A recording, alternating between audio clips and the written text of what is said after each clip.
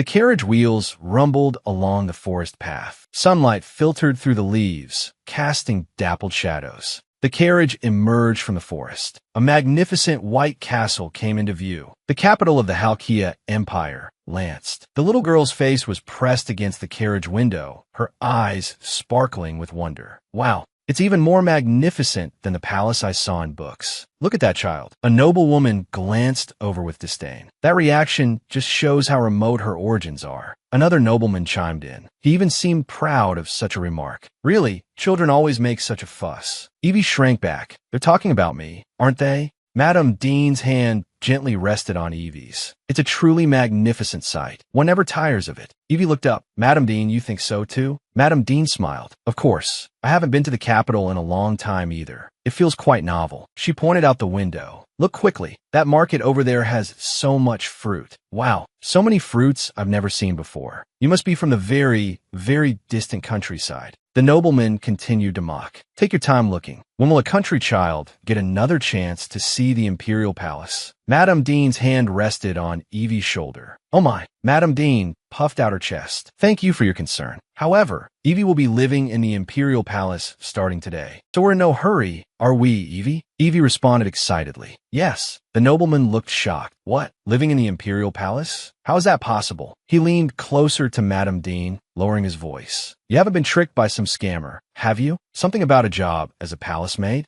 Madame Dean chuckled lightly. Not a job. Starting today, Eevee will be studying at the Imperial Genius Academy. The nobleman was dumbfounded. The ACA? The academy? A place even nobles find hard to get into. How did you manage it? His face was full of disbelief. Is there some special secret to studying? Madame Dean smiled faintly. I've always known Eevee was very smart, but on the day we received the acceptance letter, the dean was happier than anyone. Oh my, our Eevee will surely be the smartest at the academy too. If it weren't for the dean, I couldn't have even applied to the academy. She's the one who rescued me from that place. Can I cry now? Night enveloped an inn. Madame Dean's voice came from the counter. We're just staying for one night. We don't need dinner. The innkeeper replied. All right, that'll be 5 coins in total. Eevee was curled up there, covered in filth. She let out a faint sound. The innkeeper's wife pointed at Eevee and roared. You useless thing. If you're not going to work, get out. She stood at the door with her hands on her hips. You should be grateful that someone took you in. You're supposed to work your fingers to the bone to repay them. Crying and whining just because you're asked to do a little work. I never should have brought you to this inn in the first place. Get out now. Eevee cowered on the floor, trembling. I'm sorry. I'll do anything you ask. Please don't kick me out. Stop that. Madame Dean shouted angrily. How can you treat a child like this? She hurried forward, shielding the trembling Eevee behind her. Child, are you all right? Good heavens, you're nothing but skin and bones. Eevee looked up at her. Mifine.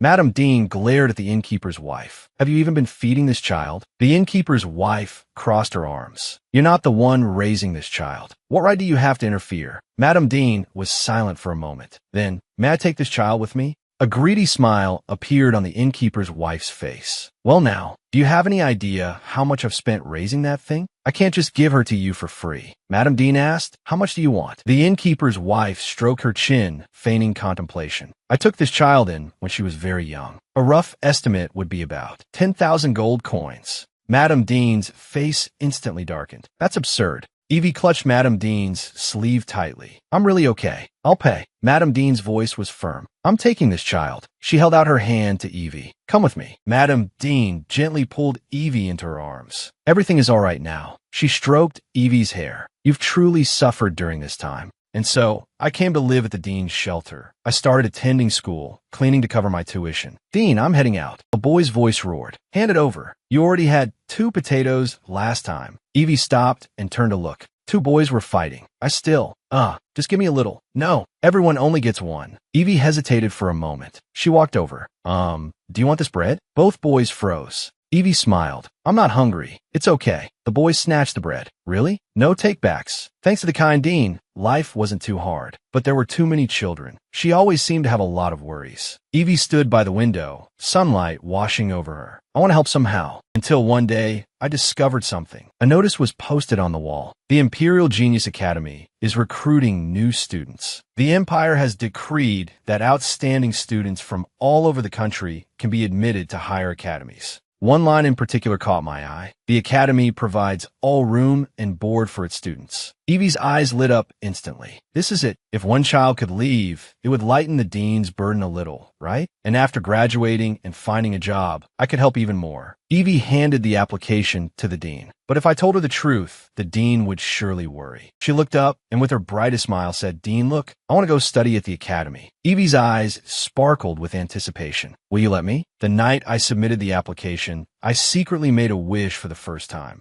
Eevee knelt by the window, her hands clasped together. "Mom, Dad, please help me pass the academy's entrance exam." Normally, just thinking of them made my throat tighten. I didn't even dare to call their names. But when I desperately wanted to get into the academy, I thought of my parents again and again. I don't know if they're alive or dead. Maybe they abandoned me simply because they didn't need me anymore. Even so, Mom, Dad, I still want to see you just once. Eevee gazed at the starry sky outside the window. "I really want to see you." The carriage came to a stop. The coachman's voice called out, "We've arrived. This is the academy entrance." Eevee and Madame Dean stepped out of the carriage. The crowd was bustling. Madame Dean sighed softly. "Goodness, it feels like the entire empire has gathered here." Eevee looked around, her gaze filled with amazement. A loud voice rang out, "Your attention, please." An academy official stood before the gate, holding a scroll. "All applicants will now enter. From this point on, parents may not accompany their children inside." The academy official raised his voice. "I repeat, students must enter the academy alone. Otherwise, their admission will be revoked." Cries were heard from the crowd. "I don't want to go, Daddy. I'm so scared." Madame Dean watched the children being separated from their parents with a worried expression. "Oh dear, for most of these children, this must be their first time leaving their families." Eevee too. Her gaze turned to Eevee, only to find the girl looking at her with determination.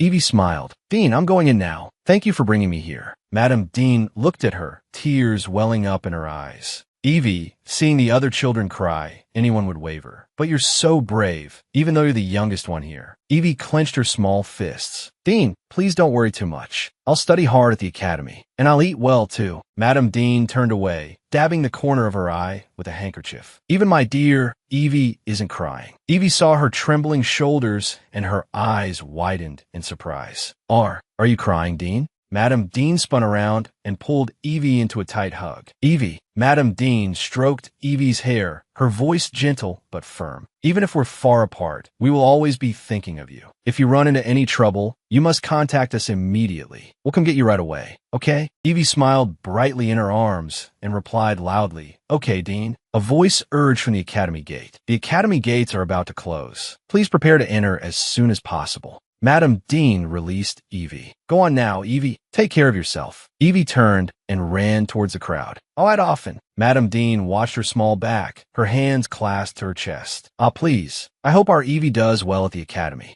Eevee ran a few steps, then suddenly stopped and looked back. Eevee smiled and waved. "And there, you will grow into a child who can cry." Honestly, seeing so many children really makes it feel like the academy has finally reopened. The dean smiled in agreement. It seems it will be lively every day from now on." The old man suddenly narrowed his eyes. Who is that little child? She looks especially small all by herself. The academy only accepts children aged 8 and above, and she looks. The old man fell into thought. So that child is Eevee. Alden's roar cut through the air. In what way is this child not qualified for admission? Can't you see? His grades are simply not up to standard. And in Croydon, he's already past the admission age. Another official stood up, agitated. "Even so, this child's family rendered distinguished service during the war. How can you be so loud in His Majesty's presence?" The white-haired old man sighed. "Never mind. This is the Academy's affair. I have no right to interfere. The Academy is a special educational institution belonging only to the imperial family, designed for exceptionally gifted children. Although it was forced to close for 7 years due to the chaos of the War of Succession, it has reopened admissions this year to declare that the empire is now completely stable. In truth, the country had long since recovered from the war, but the Academy's reopening was delayed solely due to one person's stubbornness. A blond man sat in the main seat, his expression cold. He is the current emperor. His Majesty's beloved empress and their newborn princess were tragically lost in the War of Succession.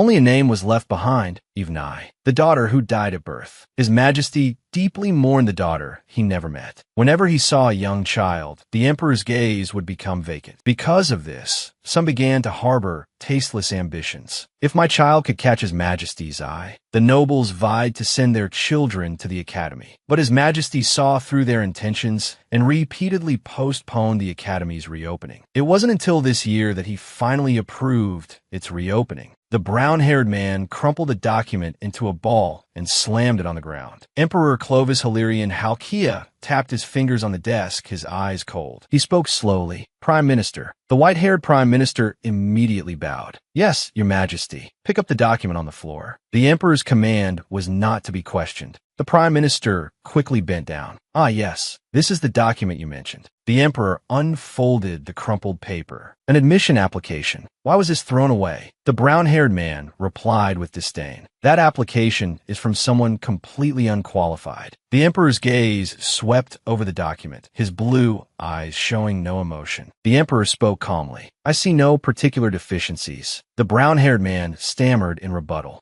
But isn't she from the slums? This year's academy selection might even decide His Majesty's choice for an adopted child. An adopted child? The brown-haired man's pupils contracted. The Emperor's voice was bone-chillingly cold. Who said I was going to choose an adopted child from the academy? The Imperial Academy was founded to discover and nurture gifted children. Yet you have established rules that contradict this, intending to stifle talented individuals. The officials bowed their heads. We accept your punishment. Your Majesty. The Emperor's voice rang out again. A 7-year-old girl passed the graduation exam of an upper school in the slums. He gently shook the document in his hand. Perfect scores in all subjects. The officials present were in an uproar. Upper schools are typically for children aged 15 and above. A 7-year-old passed with perfect scores? How is that possible? The brown-haired man remained unconvinced.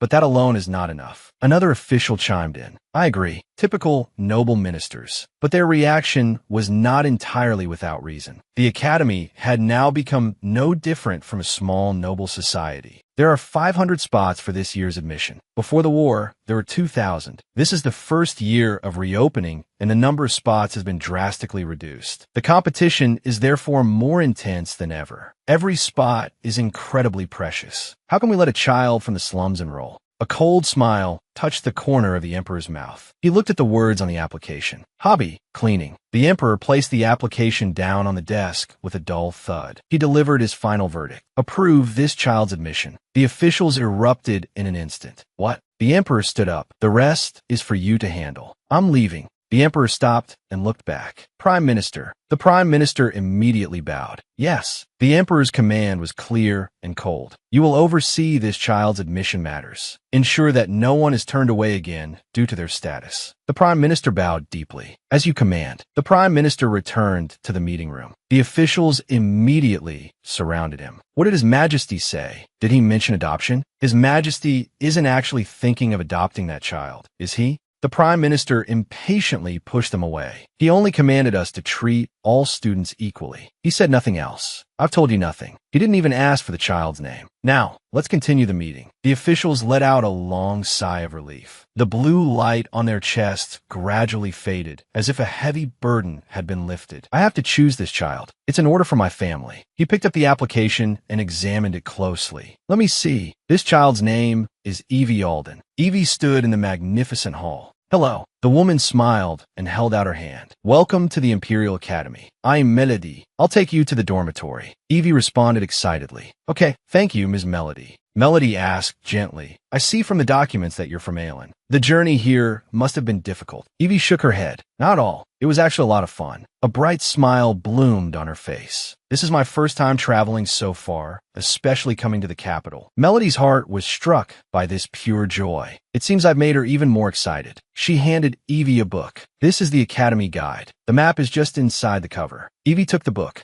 Melody continued to explain, there are many buildings here and classrooms change depending on the subject. It might be a little hard to find your way. If you get lost, you can always ask a staff member. Eevee hugged the guide tightly and nodded vigorously. Yes. Melody looked at Eevee's serious profile, thinking to herself, it's just a guide, yet she's looking at it so intently. She added softly, there are quite a few rules inside, too. You can take your time reading it. Eevee closed the book, her fingers gently tracing the golden pattern on the cover. She looked up, her face filled with pure joy. I've already memorized it all. Thank you for showing me this. Melody was stunned. What? You memorized all of that? Eevee nodded forcefully. Yes. Melody covered her mouth in shock. Such talent is astonishing even at the academy. She quickly waved her hand. You don't have to give that book back. Every student gets one. Eevee's eyes lit up instantly. Oh, really? Wow. This is the first book I've ever owned. Eevee hugged the book tightly. Melody couldn't help but smile at her ecstatic expression. If one book makes you this excited, you're in for trouble later. You'll be receiving a lot more things. Eevee's cheeks flushed. What? There's more? Melody explained with a smile. Of course. You received a short notice after passing the exam, right? Do you remember the first sentence? Eevee immediately straightened up. Yes. During your time at the academy, all living necessities will be provided by the academy. Eevee threw her hands up in excitement. Wow. She rushed into the room. Is this really where I'm going to live? Melody followed behind her. Yes. A lovely room with a view of the garden. Eevee looked around, her eyes sparkling. Yes, the desk is wonderful, and the bed is so big. Melody watched her jumping for joy. I'm glad you like it. Your roommate will be arriving soon in the room across the hall. Remember to get along well with your friends. Eevee's movements froze. A roommate? Melody continued with her instructions. The uniforms will be distributed tomorrow. For today, just wear what you have on. After you've looked around, just go to the dining hall for dinner. Eevee followed behind Melody, her steps light. Yes, thank you for showing me the way. She looked around at the Grand Academy buildings. Ever since I was admitted, I've been looking forward to life here. A room of my own. My first book. It's even more exciting than I imagined. Dinner must be delicious too. I can't wait. The entrance to the dining hall was bustling with noise. Eevee stopped. That must be the dining hall. Eevee ran past quickly. A blond boy watched her run off. That commoner. What's going on? He frowned. If it weren't for things like this, my brother could have gotten into the academy too. The boy clenched his fists, his knuckles turning white from the force. The blond boy clenched his fists. How dare these insolent commoners? There's no other way. It looks like I'll have to personally teach her her place. He quickly caught up to Eevee and shoved her forehead. This is no place for someone like you. Eevee lost her balance and fell backward. Her body was falling. She let out a scream. The boy fell to the ground. What? He fell down too. Eevee slowly opened her eyes. It doesn't hurt. What happened? She blinked. A gentle voice asked, Are you okay? Eevee looked up and saw an unfamiliar face. She stammered in confusion. A black-haired, blue-eyed boy stood before her, seemingly surrounded by an aura of frost. Eevee asked in surprise, Who are you? Eevee looked at his clear blue eyes. Wow, they're as beautiful as the gems I've seen in books. I feel like I'm being drawn in. Is she an idiot? Eevee snapped back to her senses. I'm Eevee. How can you be so rude to someone you just met? The boy who pushed her was furious. Who do you think you're talking to? The surrounding students whispered among themselves. Oh my gosh, is it really them? This is the first time I've seen them in person. So handsome. So it's true they enrolled this semester. I'd only heard rumors before. A student exclaimed. It's definitely Lord Asher and Lord Ruska. The boy's face fell. What could it be? They're from the famous Viscount Lascelles family and Duke Collins family. The boy who pushed her was terrified. He scrambled up from the ground. Soda. The red-haired boy roared, Hey, you stop right there. I'll remember your face. The black-haired boy said to Eevee, If those kids bully you again, tell me anytime. And tell Professor, too. Eevee looked up at him, her cheeks slightly flushed. Okay, thank you very much. A group of girls crowded around. Lord Asher, hello. I've been wanting to greet you. If you don't mind, could you dine with us? Lord Asher. Eevee was pushed aside by the crowd. What the hey, stop pushing. Eevee was completely pushed out of the center of the crowd. She squatted down in frustration. I didn't even get to thank him properly. She looked up at the crowd of fervent students. Are they that amazing? To be able to gather so many people. They must be really important. Eevee stood up. I should probably get out of here. There will be another chance to say hello next time. She turned and left. In the crowd, Asher's gaze followed her. She's smaller than I thought. Even though she's from the Collin orphanage, I still want to talk to her. After all, just like me, she got a perfect score on the entrance exam. Eevee, the Genius Academy's youngest ever new student. Asher finally sat down. Phew, finally seated. Now I can eat in peace. A group of students crowded around. Lord Asher, Lord Ruska, may we sit next to you? Asher refused expressionlessly. No, sorry. I like to eat in peace. The students looked awkward. Oh, is that so? Sorry. Ruska looked at Asher. Hey, can't you be a little nicer to people? It took a lot of courage for them to come over. Asher retorted coldly. Then you entertained them for me. Ruska was already digging in. Sorry, I'm too hungry. It's that kid from before. Can I sit here? Why don't the commoners sit with other commoners? She saw an empty seat. Can I sit next to you? A girl coldly refused. No, this seat is taken. Ruska noticed the scene. Oh dear, it looks like she still hasn't found a seat. Eevee's gaze met Asher's.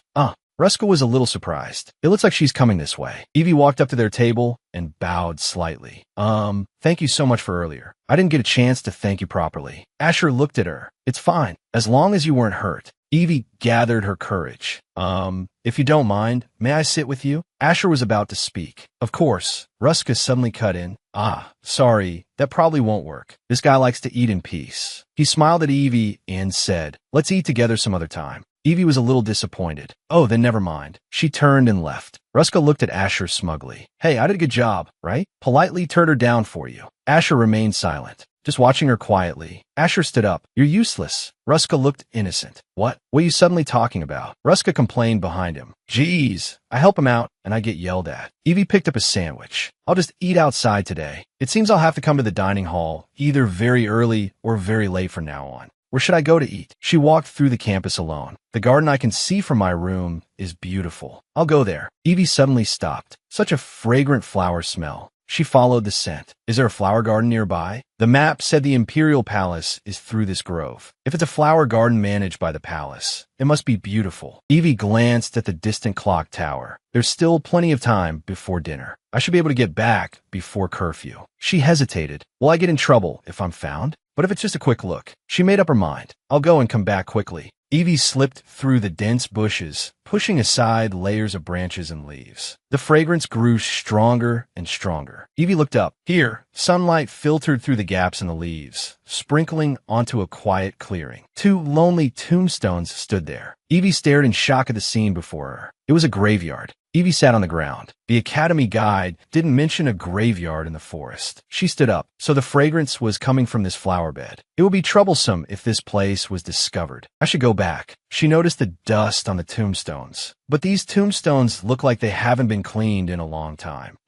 She rolled up her sleeves and started cleaning. What on earth am I doing? At the preparatory school, my cleaning habits are kicking in again. To pay for my tuition, I cleaned so many classrooms. The tombstones were sparkling clean. Eevee looked at her work with satisfaction. Now I really should go back. She turned to leave, but she suddenly stopped. The sound of footsteps approached. Someone walked in and stopped in front of the tombstones. Had someone else been here? He walked quickly towards the tombstones. Who? The Emperor's pupils contracted sharply. He saw Eevee curled up beside the tombstone, asleep. Moonlight bathed the Imperial Palace. What is the meaning of this? Why can't my wife and daughter be buried in the Imperial Mausoleum? A minister bowed and answered, with all due respect, Your Majesty, they did not receive the late Emperor's blessing. Their names cannot be entered into the Imperial Family Registry. Therefore, they are not qualified to be buried in the Imperial Mausoleum. The Emperor let out a cold laugh. How absurd. You know better than anyone why my wife failed to receive the late Emperor's blessing. Another minister spoke up. Yes, that is because she refused the marriage arranged by the late emperor. In any case, since she did not receive the blessing, she is no different from an outsider. The emperor's eyes glinted with a cold light. An outsider. He slammed his palm on the table. Thanks to you, I have a good idea. They're my wife and daughter. There's no need for them to go to any imperial mausoleum.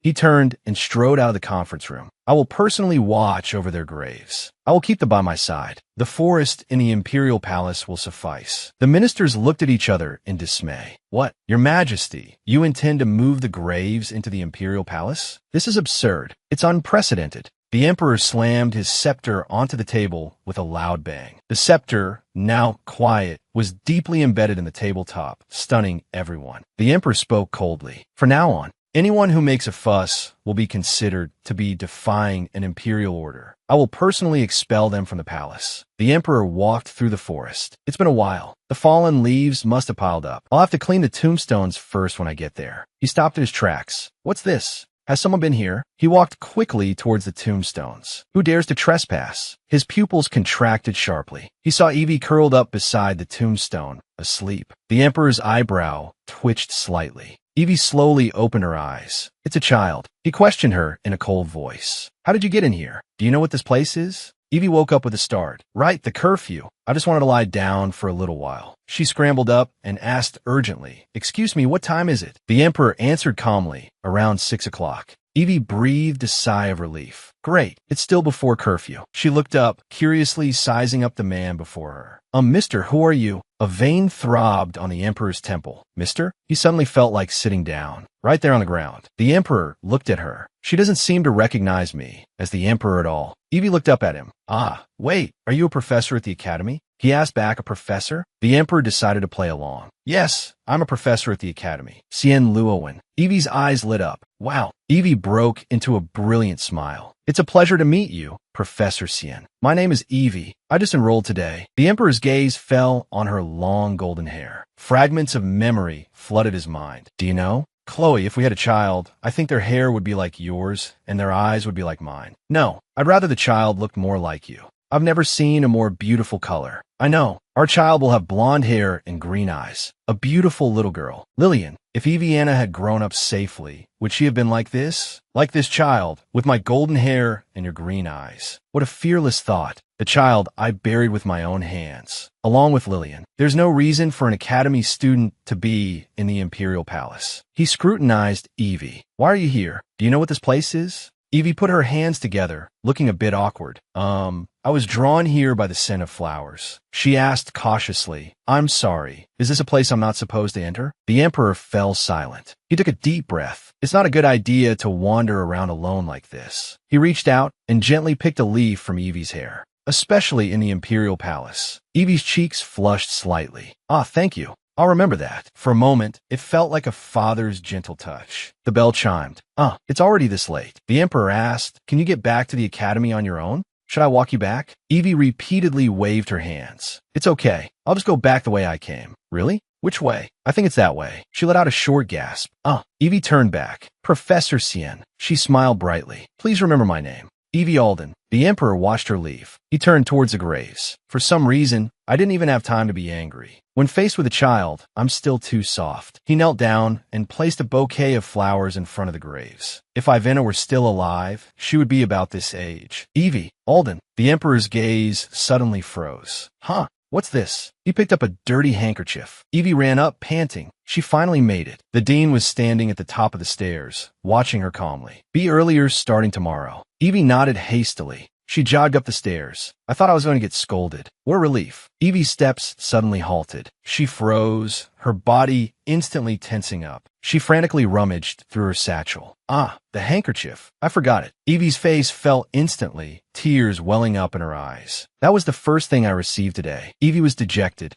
Then she perked up. Maybe I can use returning the handkerchief as an excuse to see Professor Xian again. Tomorrow, I'll ask the staff where the professor's office is. Eevee pushed open the door to her dorm room, but she froze. The room was full of people. What's going on? A girl whispered. It looks like Irene's roommate has arrived, but she looks so small. Eevee was surrounded by the crowd. Strange, this is my room. A tall girl stepped forward. I've never seen you before. Where are you from? Eevee answered, I'm Eevee Alden from Slum City. Oh, I've heard of you. You're that orphan who got admitted this time, right? The girls whispered among themselves. Oh my God, the academy really accepted a commoner. She doesn't even have any decent clothes. She looks shabby and poor. Eevee looked down at her clothes. I was in the forest. That's why they're a bit. The sound of footsteps was heard, crisp and regular. Eevee's gaze was drawn to them. Wow, she might be the most beautiful person I've ever seen in my life. A girl stood there. Long, silvery white hair and amethyst-like eyes, breathtakingly beautiful. Another girl sidled up to the silver-haired girl. Irene, something seems off here. That's right. I thought Irene's roommate would at least be a noble of count rank or higher. The silver-haired girl spoke coldly. That's enough. Irene walked towards Eevee. Their eyes met. How pathetic.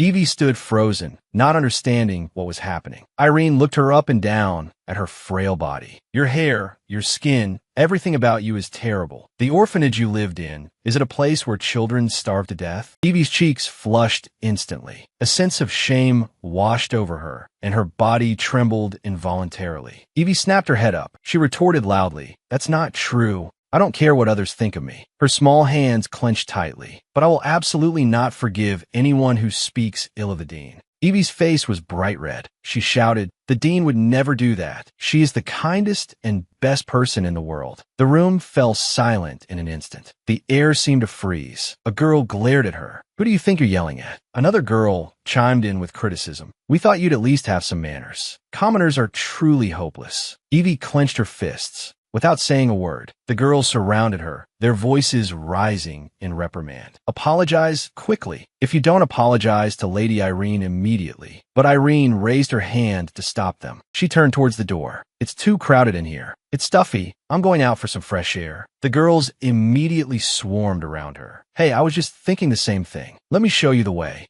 A girl said excitedly, "I heard the Genius Academy is huge. There are 5 whole cafeterias on campus." Another girl looked at Irene fawningly. "Let's go find some refreshments worthy of your noble taste, Lady Irene." Eevee was pushed aside by the crowd, her shoulder hitting the wall. Ouch! She watched Irene's departing back, saying nothing. Irene's steps suddenly stopped. She whipped her head around, her gaze icy. Eevee was stunned. She didn't understand Irene's reaction. The next morning, the bell rang. Eevee adjusted her necktie. "All right, I'm ready." She looked at her reflection in the mirror. "This uniform is so pretty. Getting to wear it every day is like a dream." Eevee glanced at the clock. "Oh my, it's already this late. Speaking of which, my roommate, Lady Irene, isn't up yet." She looked at the closed door. It was silent. Is she still sleeping? Eevee recalled Irene's expression from last night. She didn't seem like a bad person. But what did that expression on her face mean? Eevee started walking. I should go see if she's awake and apologize for yelling yesterday. Eevee raised her hand to knock. Knock, knock. The sudden sound startled her. Eevee peeked out. Who is it? Behind the door stood the 2 girls from last night. They had looks of disgust on their faces. "It's you again." One of the girls questioned, "Why are you still here? Were you really waiting for Lady Irene all this time?" Eevee quickly waved her hands. "No, that's not it. I'm telling the truth." The other girl crossed her arms and snorted. "To prevent you from making the same mistake again, Lady Irene is not someone a person like you can talk to." "That's right. She's the noblest of nobles." The lead girl waved her hand impatiently. "If you understand, then get lost. We will take care of Lady Irene ourselves." Bang! The door was slammed shut. Eevee stood frozen. As I thought, she already has a lot of friends, but I still hope that one day I can greet her properly. The girls' discussion could be heard from inside the room. That kid must have been waiting for Lady Irene just now. You could tell by how sneaky she looked. I can't believe it. A commoner like that is Lady Irene's roommate. It seems the rumors about random room assignments are true. Oh my God, how could this happen? The door suddenly opened again. When the 2 girls saw the person at the door, they immediately put on fawning smiles.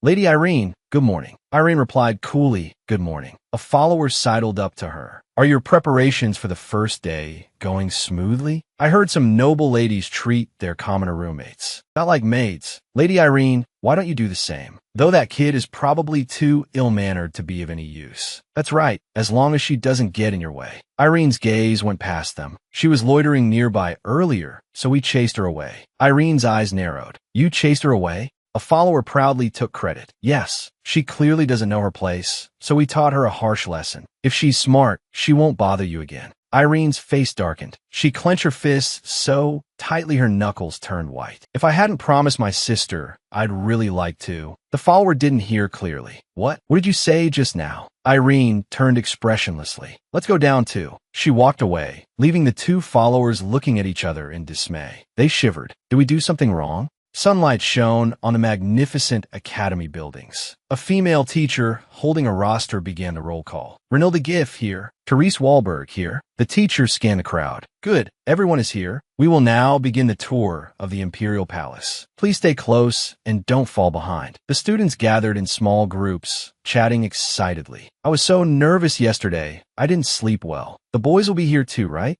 Eevee walked alone. "Hey, isn't that her?" "Who?" "The girl from the rumors yesterday." Irene stood alone in the distance. Is it my imagination? She felt the atmosphere around her was a bit strange. A girl peeked out. Hello. The girl gave a bright smile. My name is Limora Eisel. Do you mind if I join you? Eevee was pleasantly surprised. A friend, finally. She stammered in reply, of course. I'm Eevee Alden. Limora smiled. I know. You're from the slums, right? It must be tough being among so many nobles. Limora placed a hand on her chest. I'm from a poor background too, so I completely understand how you feel. Though you might not be able to tell just by looking. Eevee exclaimed in amazement. Wow, I actually felt that too. So I'm really happy you came to talk to me first. Limora's expression suddenly changed. What did you just say? Eevee looked confused. Limora started laughing again. Haha, I see. She leaned closer to Eevee. By the way, there's something I've been wanting to ask you. May I? Eevee immediately nodded. Yes. You can ask me anything. Limora tilted her head. You weren't secretly adopted by some high-ranking noble, were you? Eevee was flustered. What are you talking about? Limora's smile vanished. Stop playing dumb. I know everything. I heard His Majesty the Emperor personally chose you. Otherwise, it makes no sense. Limora's eyes sharpened. How on earth did you do it? Eevee's cheeks flushed. Chosen personally by His Majesty the Emperor? Me? That's impossible. I've never been to the capital before enrolling, let alone know what the Emperor looks like. And I haven't been adopted by a noble family. Limora's eyes flickered. Is that so? But from what I've heard, it's true. A sudden scream erupted from the crowd. It's Asher and Ruska. As soon as they appeared, a crowd immediately gathered around them. It seems they're very popular. Is it because they're handsome? Limora looked at Eevee in surprise. Oh my god, don't tell me you don't know who they are. Eevee was a little embarrassed. I only saw them for the first time yesterday. Asher and Ruska. But she held up a finger. They are the highly anticipated candidates to be His Majesty the Emperor's adopted son. First, there's Asher, the third son of the ducal house of Karen. He has shown genius-level talent in various fields since he was a child, and he meets with His Majesty the Emperor often.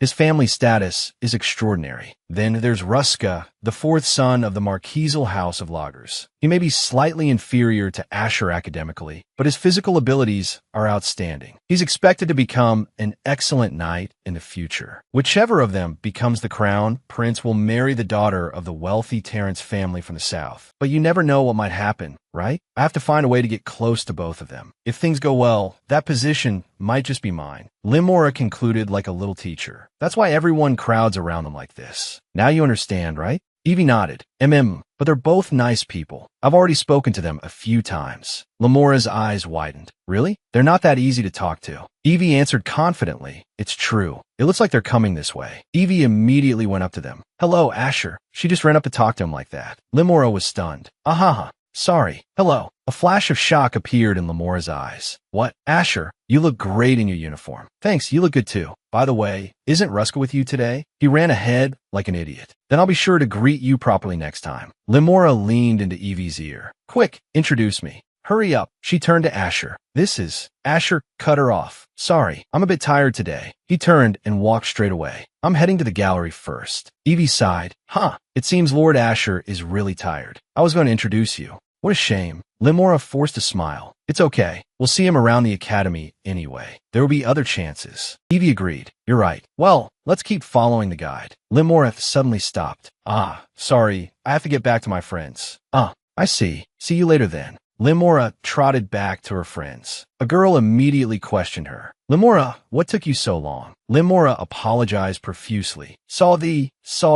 Something came up. Another girl leaned in. More importantly, what did that girl say? Did His Majesty the Emperor really choose her? Is it true? Limora's eyes flickered. About that. It didn't sound completely certain. It felt a bit vague. Her friends looked shocked. What? A girl demanded sharply. Wait, you were the one who told us. Now you're saying it's not certain? Another girl added, it's because of you that I went around telling everyone. Limora waved her hands frantically. No, she tried to explain. Eevee Alden didn't explicitly admit it. In my opinion, she's just hiding it for now. Just a moment ago, she greeted Lord Asher so familiarly. Her friends immediately got excited. Really? With Lord Asher? Limora seized the opportunity. I'm telling you, if she really was chosen by His Majesty the Emperor, it's only natural she'd be familiar with Lord Asher, right? The girls had a realization. See? I knew there was something fishy. Limora, I'm sorry. I suspected you and almost thought you were lying. Limora forced a stiff smile. Oh, come on. Of course not. A cunning glint flashed in Lemora's eyes. But I understand your doubts. So I've thought of a way to get a definite answer. A girl asked eagerly, "What is it?"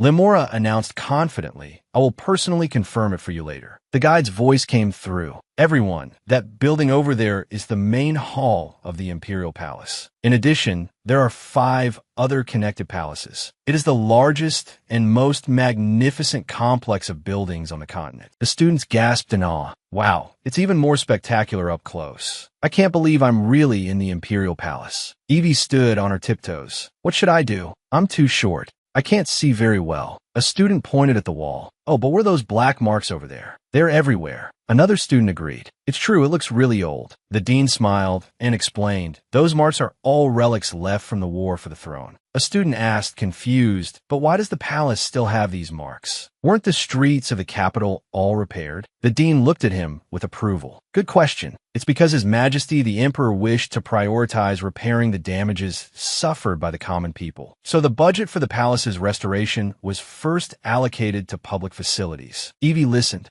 This story sounds a bit familiar. A memory surfaced. Back at the orphanage, the dean had also returned with a brilliant smile. She announced His Majesty the Emperor's decree that more funds would be allocated to the orphanage. Thanks to that money, we had enough food for the winter. The guide's voice pulled Eevee back from her thoughts. "All right, let's keep moving. We still have many places to see today." "Wow, I'm so excited." Eevee looked up at the magnificent palace. If it weren't for His Majesty the Emperor, the orphanage would probably have been the last place to receive help. "Thanks to you, we were able to survive that winter." Eevee bowed her head deeply. "Thank you." Eevee stood frozen.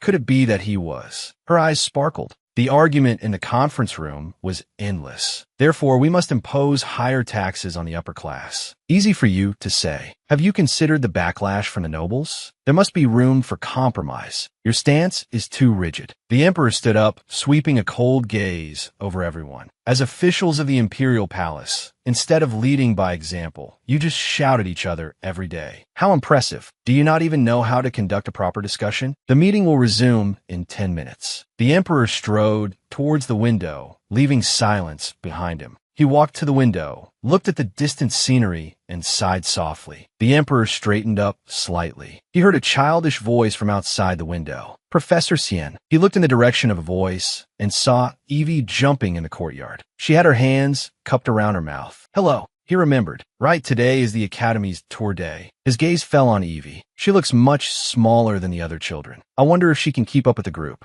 He looked at Eevee's small figure. He couldn't help but think it would be better if the other students weren't there. If only that child had come alone. He would have pretended to be a professor and given her a personal tour. "Your Majesty, what are you doing right now?" "There's a tiny black bug over there." The emperor returned to his seat. He cleared his throat. "All right, let's continue the meeting." An official tentatively spoke up. "Then, how about we implement it in phases?" Another official chimed in. "In that case, the backlash probably won't be too great, but there will definitely be nobles who try every means to exploit their subjects. So we need a system to protect the tenant farmers." The emperor's thoughts drifted back to the window. That excuse just now was so embarrassing. Making such a rookie mistake in front of his subordinates. What a loss of composure. An official proposed a plan. "In that case, what do you think of this plan?" The prime minister immediately interrupted. "I don't think that's right." The officials instantly fell silent. Without thinking it through carefully, it seemed like a good idea. "Sigh. Thank you for your understanding." The crowd in the meeting room once again fell into silence, cautiously observing the emperor's expression. "Then let's end today's meeting here," the dean announced loudly. "All right, everyone, this way. This is the main hall of the central palace. Not only is the emperor's office here, but it also houses the largest banquet hall." A guard in armor approached. "Oh, is this a field trip from the Genius Academy?" Two guards smiled. "Ah, we are members of the Royal Guard. I never expected to meet the future stars of the Academy here. We were just passing by."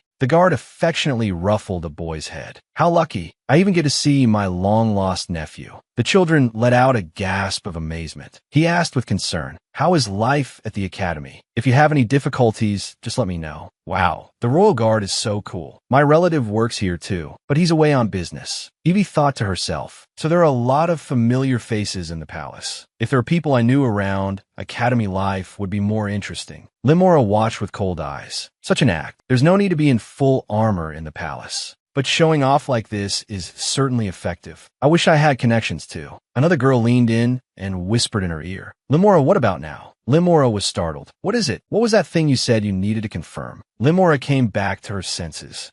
Right? The girl urged impatiently. There are a lot of people watching now. It should go smoothly. Go on. Honestly, I know. TCH, always egging me on. She took a step forward. Actually, the timing is perfect. Even if the rumor is false, no matter how you answer, in front of so many people, you'll have no choice. The one who's lying will be you. Limora walked up to Eevee, a fake smile on her face. Eevee, you wouldn't be jealous of something like that, would you? After all, you have His Majesty the Emperor personally backing you. Eevee looked confused. What? What do you mean by that? Limora feignait surprise. Oh my, didn't you say so yourself? That you were personally chosen by His Majesty. I was so envious when I heard that. Was that a lie? The girl's voice suddenly rose. You probably did it because you were born in an orphanage and had nothing to brag about. But how could you use His Majesty's name like that? Eevee's face turned beet red. I never said anything like that. Not even once. The dean tried to maintain order. All right, everyone, this is a public place. Please be quiet. Let's finish today's tour quickly.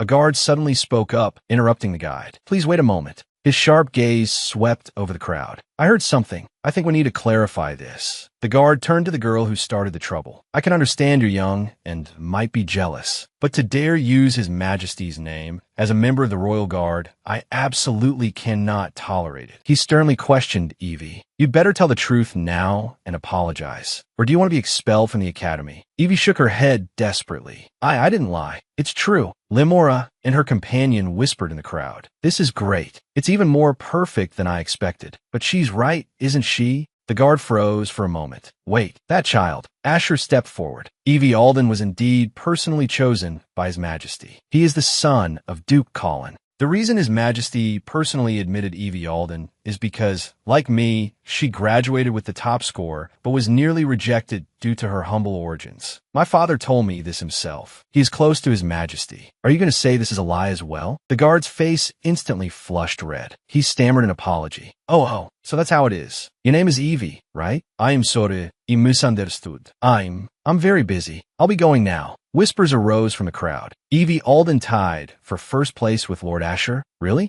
That little kid. Limora's face turned pale. What? So, I was right from the beginning. The one called Limora Isel. That's you, isn't it? Limora trembled all over. Asher's voice was icy. I heard that Eevee Alden never spread any rumors. She didn't even know His Majesty was involved. So why would you, a completely unrelated person, deliberately create a misunderstanding in front of everyone? Limora broke out in a cold sweat. She looked back in a panic. Those guys were egging me on so enthusiastically just now. Limora lowered her head. I think I was mistaken. I didn't do it on purpose. Asher was expressionless. Whatever the reason, use your head more before you act next time. Limora's cheeks flushed red. She clenched her fists tightly, standing alone. Asher turned and left. I help her again. Eevee Alden. He glanced back. Is she coming back to thank me? Eevee's eyes were shining, her hands clasped tightly to her chest. What's with that expression? His Majesty. His Majesty really did choose me personally. Eevee's heart pounded. I was worried I'd be expelled for offending the royal family. What a relief. This is great. I can stay at the academy forever.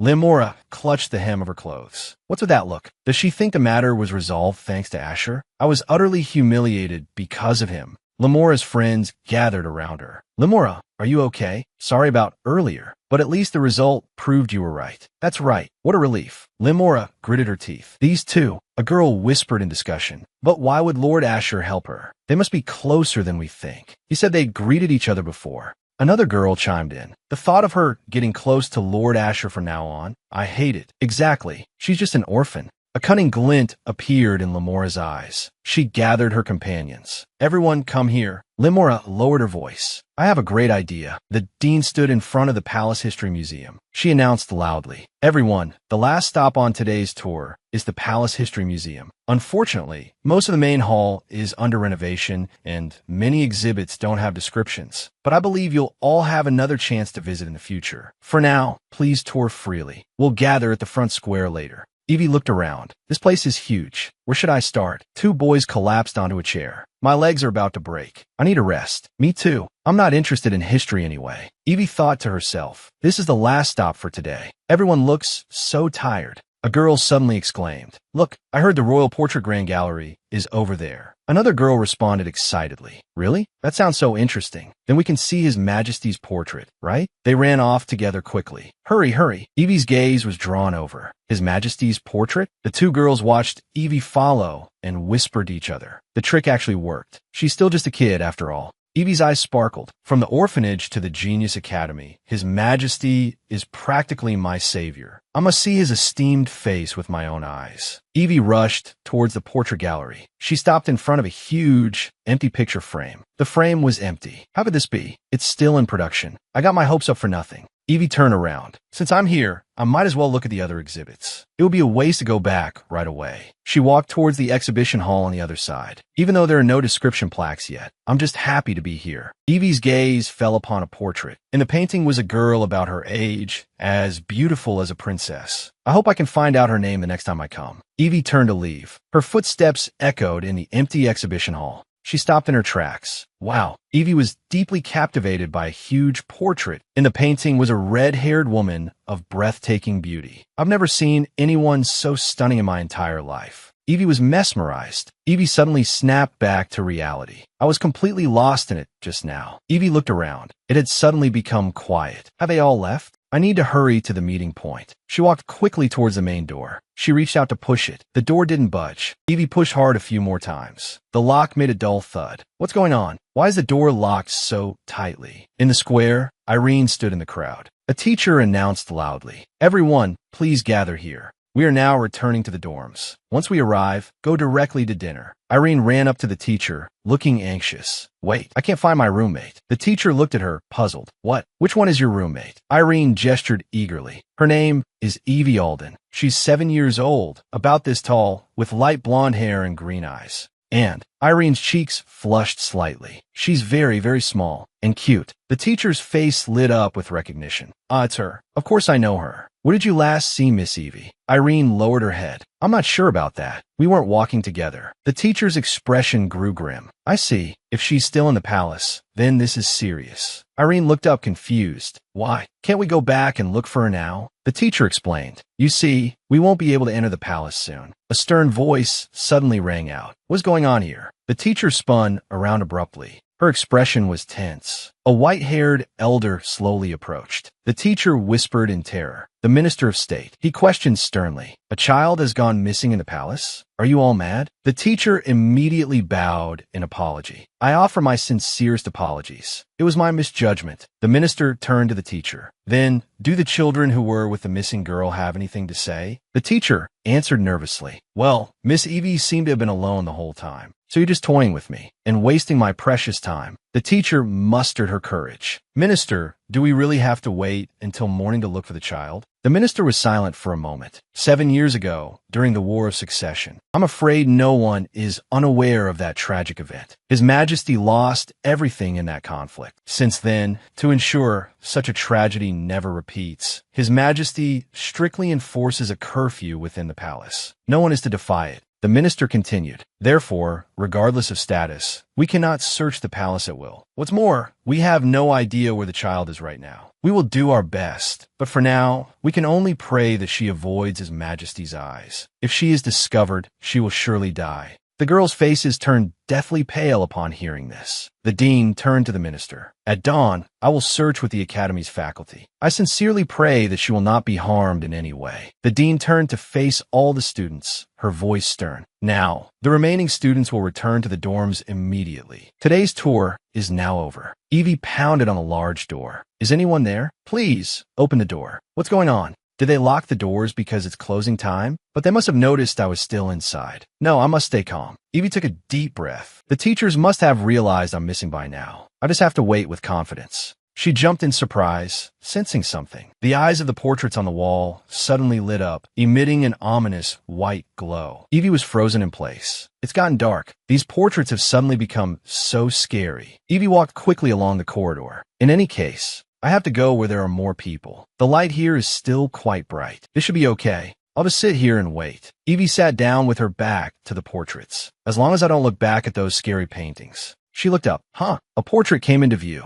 In the painting was a red-haired woman. Her expression wasn't scary at all. Eevee curled up. If I stay here quietly, they'll definitely come looking for me. It's so cold. Night fell. A boy sighed wearily. I'm tired to the bone. By the way, did you hear? About Eevee Alden. Asher stopped what he was doing and looked back, puzzled. Ruska continued. You came back early, so you might not know. I heard she went missing in the palace today. What? Tell me what happened. Ruska lowered his voice. I only heard it through the grapevine, but they say she got lost shortly before the curfew. Does she really not know how strictly His Majesty enforces the curfew? A flicker of worry crossed Asher's face. The faculty must have gone out to look for her, right? Ruska spread his hands helplessly. Hey, you and I both know that at this hour, not even the staff can set foot in the palace. So they naturally decided that the search would not begin until tomorrow morning. Asher's pupils contracted sharply. Tomorrow morning? She's so small. If she's trapped in the palace all night, it could leave a permanent psychological scar. Don't we both have special royal passes? Ruska looked confused. So what? I suggest we go find Eevee Alden ourselves. It was pitch black outside. Ruska's voice trembled. Hey, Asher, are we really doing this? No matter how you look at it, it's impossible for us to find her on our own. The palace grounds are unimaginably vast. Do you know why the faculty decided to search for her tomorrow morning? Asher's gaze was firm. We'll search for a little while longer. Maybe she's nearby. Asher and Ruska stopped abruptly. A deep voice came from ahead. Who's there? The curfew was a long time ago. Ruska trembled with fear. What should we do? What excuse should I make? Asher remained calm. Calm down. It's wiser to tell the truth at a time like this. I am Asher Collin. This is Ruska Lagsell. We hold special royal passes. Therefore, our presence in the palace is not a violation of the rules. The Emperor's figure emerged from the shadows. Ruska swallowed nervously. Did he believe it? The Emperor spoke slowly. I don't believe I granted these passes for you to use them in this manner. Asher's pupils contracted suddenly. This voice. It can't be. Your Majesty. The Emperor looked down at them, his face expressionless, exuding an unquestionable authority. The Emperor's voice was cold. You should know that regardless of status, no one can willfully break the rules of the palace. If it happens again, I will confiscate your passes. Remember that. Asher and Ruska bowed deeply. Yes, we are very sorry. The Emperor's tone softened slightly. As long as you have reflected, that is enough. I trust you will not make the same mistake again. His gaze shifted to Asher. So, what are you doing here? Asher looked up, his eyes determined. Actually, a student from the Genius Academy went missing in the palace today. I was worried she would be trapped alone until tomorrow morning, so I came to look for her. As Your Majesty may already know, it's the student named Eevee Alden. The Emperor's gaze instantly sharpened. That child is missing in the palace? The Emperor asked. Do you know where that student might be? Asher shook his head. No. So we've been searching the places we visited on the tour. Considering the scale of the palace, we can't just search blindly. It's impossible to imagine how long it would take to search everywhere. And the biggest problem is that after the security magic is activated, most of the staff leave the palace. So there are too few people available right now. Then you should return to your dorms. Asher spoke urgently. But Your Majesty, Eevee Alden is one of the rarest students in the academy. Please let us search a little longer. The Emperor interrupted him, his voice leaving no room for argument. I said go back. Asher's shoulders slumped. It was impossible to persuade the Emperor after all. The Emperor turned. Don't worry. I will summon Seraphina to find her. Ruska and Asher were both stunned. The court.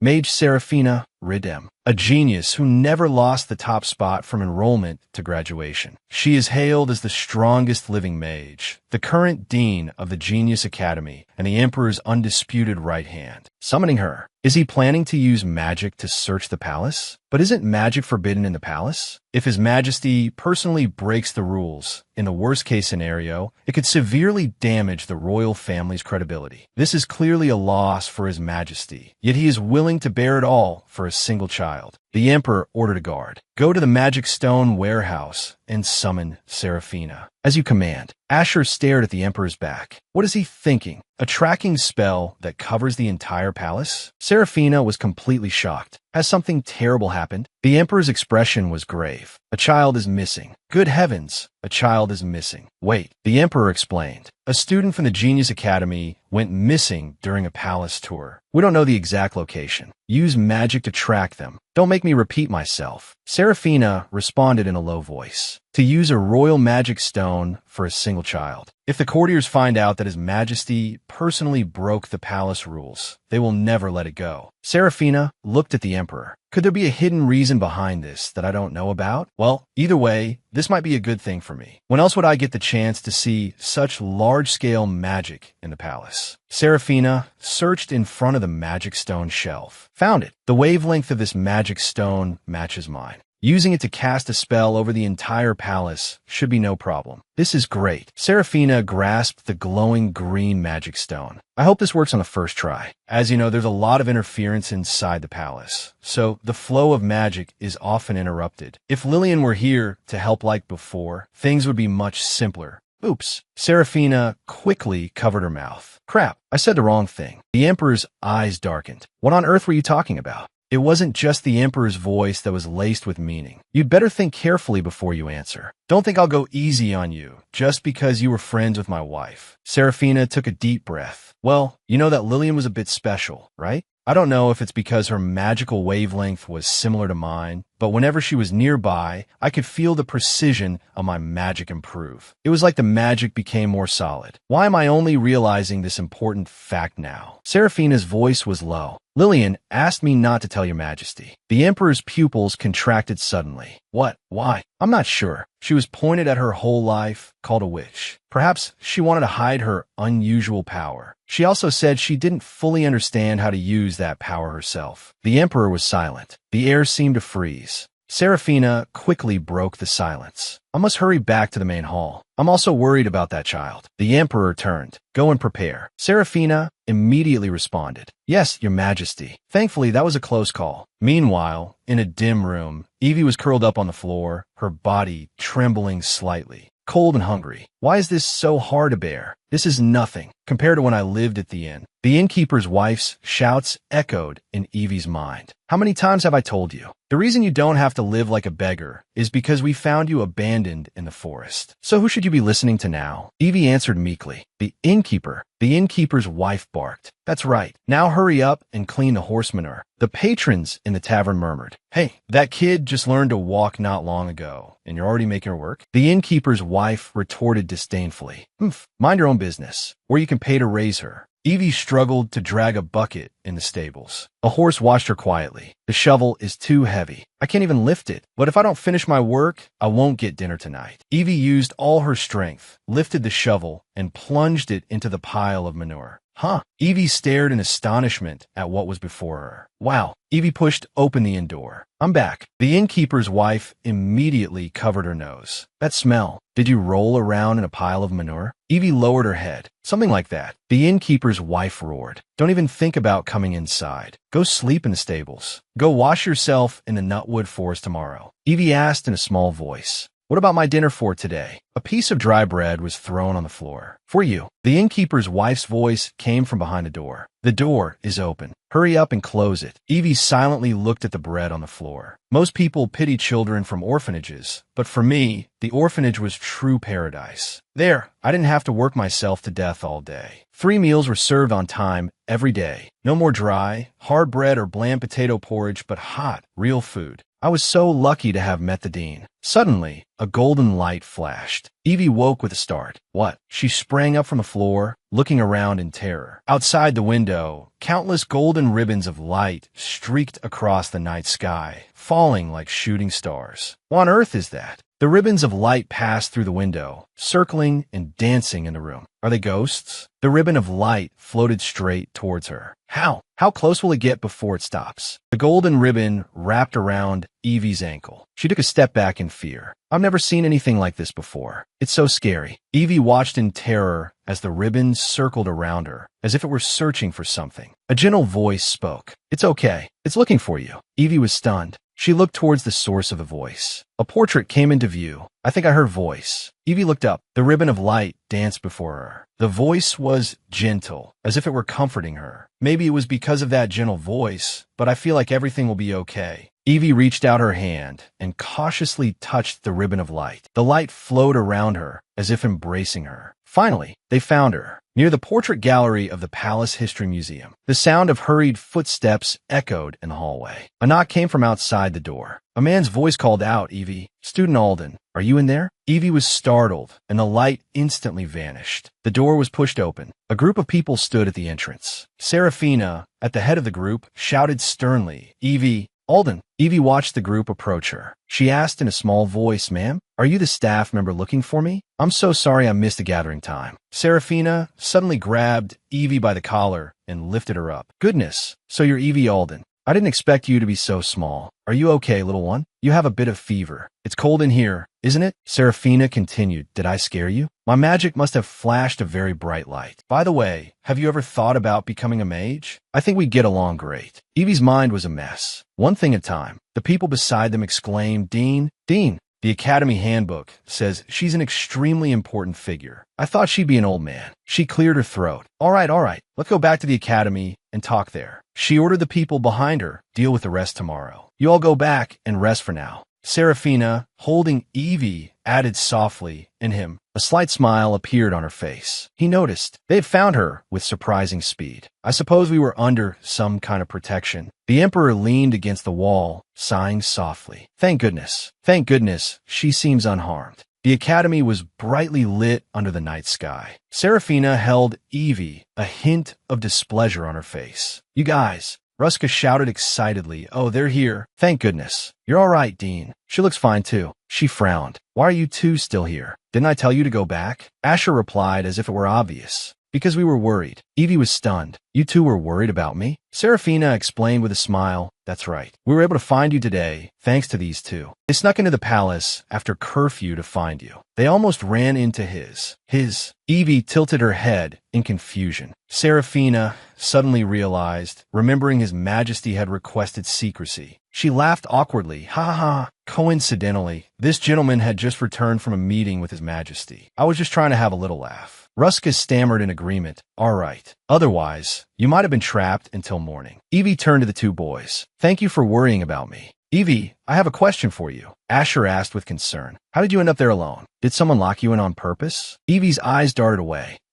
She recalled the strange behavior of those girls. But without proof, she couldn't just suspect people. "Maybe I was just too conspicuous." Eevee shook her head and answered with a smile, "No. I must have gotten too engrossed in looking at the paintings. And lost track of time." Asher pressed. "Is that so? You don't suspect anyone?" Eevee lowered her head. I'm sorry. I really don't know." The dean reached out and interrupted the conversation. "All right, stop asking. I noticed your hand was a little swollen earlier. Let's treat that first." Eevee bowed deeply. "Thank you so much for everything today, Dean." The dean responded with a smile. "Of course. The dorm is right next door. Can you get back on your own?" Eevee nodded vigorously. "Yes." The dean waved goodbye. "We'll see each other again soon." Eevee smiled and waved back. Asher suddenly spoke up. "Dean, do you really believe she was locked in by accident?" The dean answered decisively. "Not for a second. I plan to launch a full investigation into this matter starting tomorrow." The dean's eyes were cold. This could have turned into a major disaster. Strict punishment is the only option. Night enveloped the academy. Eevee returned to her room. What a long and tiring day. "I should wash up." She suddenly froze, her gaze drawn to something on the desk. "What's that?" "Sandwiches." On the desk were neatly arranged sandwiches and a bottle of milk, glowing with a warm light. "Did the dean prepare this for me too?" "I was just getting hungry." "This is wonderful." Eevee picked up a sandwich, her face beaming with happiness. "I have to thank the dean properly next time I see her." As Eevee ate the sandwich, the doorknob suddenly turned. Irene stood at the door, her violet eyes shimmering. The next morning, the academy was bathed in sunlight. Ruska yawned and complained, that I'm dead tired. If only someone hadn't snuck into the palace last night." Asher calmly retorted, "That's your own fault for playing Go after you got back." Ruska clicked his tongue, unconvinced. "You just have to talk back, don't you?" Asher suddenly gestured for him to be quiet. "Keep it down." Ruska looked confused. He saw those girls gathered together, whispering amongst themselves. A girl whispered, "What do we do now?" "I heard she came back safely." Another girl retorted nervously, "But we were the only ones in the portrait gallery. What if the dean reports us?" A third girl's face turned pale. "But we were tricked by her too." "Good morning." The girls jumped in surprise. Asher was holding a tray. he asked with a smile. May I sit here? The girls immediately put on fawning smiles. Ah, Lord Asher. Of course, of course. Please sit. Asher sat down, saying thanks. With all the commotion yesterday, everyone must have been scared, right?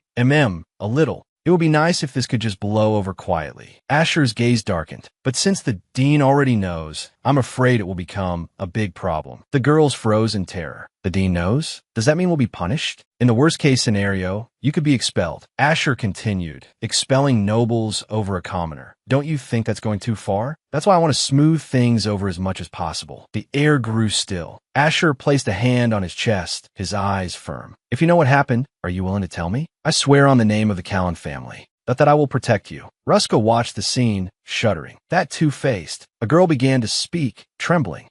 Lord Asher. Actually, her tears broke free. We locked Eevee in the portrait gallery. Another girl quickly defended. No, we didn't mean to. Limora tricked us. She sobbed, and Limora said she'd let her out right away. Really? She said she just wanted to scare her a little. But things got out of hand, and I got scared too. I've been wanting to tell you. Asher listened with a blank expression. Asher's voice rang out. Thank you for telling me honestly. The girl looked up with teary eyes. Then what we did. Please don't tell anyone. Asher smiled reassuringly. That? Don't worry. Didn't I swear on my family's name to help you? Hope flickered in the girl's eyes. But Asher's expression suddenly changed, his voice devoid of warmth. However, if you know you did something wrong, but don't properly apologize to the person involved, then there's nothing I can do. The girls were intimidated by his aura, their bodies stiff. Ruska spoke up, judging by your expression. You found the culprit, didn't you? Asher stared straight ahead.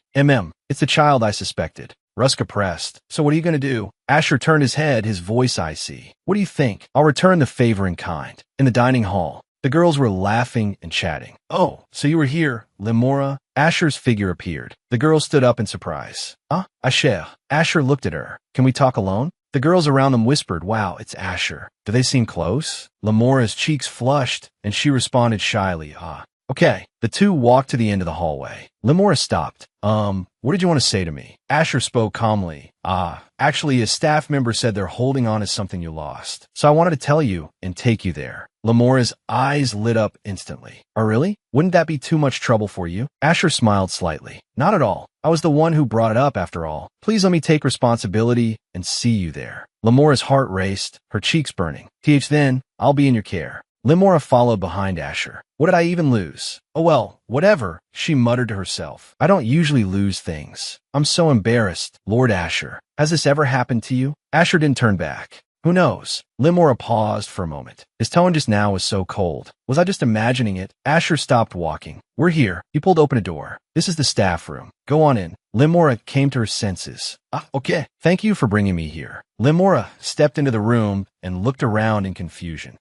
Lord Asher, this doesn't look like a staff room. The door slammed shut behind her, followed by the heavy sound of a lock. She pounded frantically on the door. Lord Asher, you're joking, right? Open the door. Limora pressed herself against the door, her body trembling with fear. Why is this scene so familiar? What does this mean? Asher's voice came from outside the door. If you don't want to be locked in there, you'd better honestly admit what you did wrong. Limora shouted, did wrong? Are you talking about Eevee's disappearance? That had nothing to do with me. I actually tried to talk them out of it. It's true. Please believe me. Asher turned away, footsteps echoing. You're just full of lies. Then there's nothing I can do. Goodbye. Limora pounded on the door in despair. Lord Asher, wait, don't go. The footsteps faded away. The surroundings fell into dead silence. Limora slumped against the door. Did he really leave? I didn't see a single person on the way here. In this dark and quiet place. Am I going to be locked in here forever? Alone? A chill ran up her spine. No, I don't want to be alone in a place like this. Limora pounded wildly on the door, tears streaming down her face. Asher, I was wrong. I was the one who told them to lock Eevee up. Please, let me out. The door opened. Limora's pupils contracted in shock, tears rolling down her cheeks. Eevee, Alden, what? Where did Asher go? Don't tell me you did all this? She strode towards Eevee. You pretended to be innocent and then used Asher to get revenge. Do you think I'm that easy to bully? Even if we're both commoners, you and I are on completely different levels. Limora raised her hand. You insolent brat, answer me. Her wrist was suddenly grabbed by a hand. That's enough. Limora struggled angrily. Let go of me. She saw who it was and froze. Dean. Dean Serafina? How could she be here? Limora hurriedly explained, Dean, it's not what you think. It's all a misunderstanding. The Dean's eyes were cold. Is that so? Then how do you explain your confession just now? Confession? Limora's face instantly turned pale. Right? Just now. She covered her mouth in horror. Her words echoed. Yes, I was the one who told them to lock Eevee up. I was blinded by jealousy. I just wanted to play a prank on her. I never thought it would turn into this. Limora grabbed her hands. Eevee, I was wrong. Please forgive me. If you just forgive me this one time, I swear I'll never do it again. Okay. Limora's cheeks were flushed, her voice trembling. Please.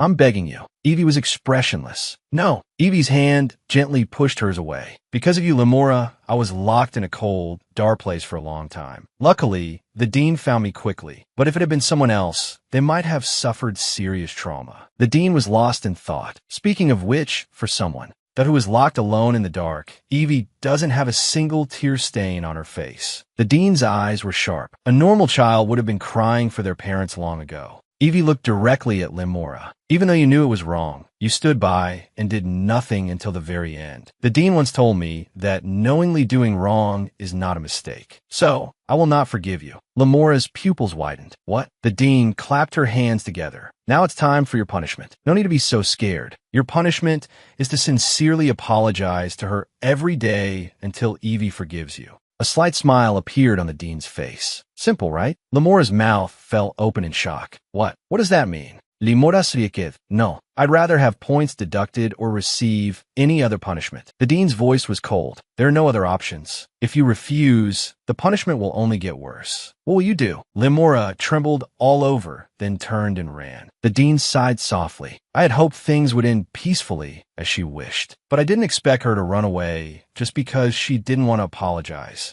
Eevee, has your mind not changed? Not just about forgiving the person who hurt you, but also about keeping this a secret from the other children. Eevee's answer was firm. Yes, my mind has not changed. Eevee smiled slightly. The Dean always handles things this way. The next day, the dining hall was bustling with noise. The children whispered, Is that the kid who went missing yesterday? I heard the whole palace was in an uproar. Countless gazes pierced Eevee. Her cheeks grew hot. Even though I expected this, being stared at like this is really uncomfortable. They're not going to keep staring at me, are they? I need to grab my food quickly and find a corner. Eevee walked quickly to the food counter and reached for some bread. She looked up. Limora, is she here to apologize? Limora grabbed a sandwich and turned to leave. Guess not. Eevee breathed a sigh of relief. I thought she came over because I was alone. She probably needs more time. At the orphanage, it also took a long time for people to apologize. Besides, so many people are staring at me right now. I should just eat first. A voice spoke up. Can I sit with you? Eevee looked up in pleasant surprise. Of course. Eevee's eyes lit up. This must be my roommate, Irene. Irene stood there. Hello, Eevee. Eevee was a bit flustered. Lady Irene, what are you doing here? Aren't you eating with your friends? Irene replied calmly. It's fine. I wanted to talk with you today. We're roommates, but we haven't really spent any time together. If this makes you uncomfortable. Eevee immediately waved her hands. No, not at all. She clasped her hands, her cheeks flushing. I accidentally raised my voice. I'm sorry. It's just, I can't believe I'm getting to talk with you like this, Lady Irene. I was so happy I couldn't control myself. A faint smile touched the corners of Irene's lips. Irene chuckled. I see. You must be hungry. Let's eat first. Eevee nodded eagerly. Yes. Thank you for the meal. Eevee took a large bite of her bread, her cheeks puffed out. Irene watched her. Yes, she really is too cute. Academy entrance day. Sunlight shone on the magnificent buildings. A girl asked, Lady Irene, who do you think your roommate will be? Another girl immediately chimed in. Isn't it obvious? It must be Lady Isliella. After all, roommates should have comparable status. The room door is open. As expected of the palace, even the dorms are this beautiful. The view of the garden should be even better from this room. Irene pushed open the door, her pupils contracting sharply. Hanging on the wall was a white dress. Good heavens, what is that tiny piece of clothing? Irene was born and raised in the southern part of the empire, where people are generally taller than in other regions. No, not just taller, but quite tall. Therefore, although Irene was only 10 years old, she was much more mature than her peers. Children from the South grow up fast, so Southerners can't help but dote excessively on small children. As the youngest child in her family, Irene had always been showered with affection, but perhaps she was spoiled.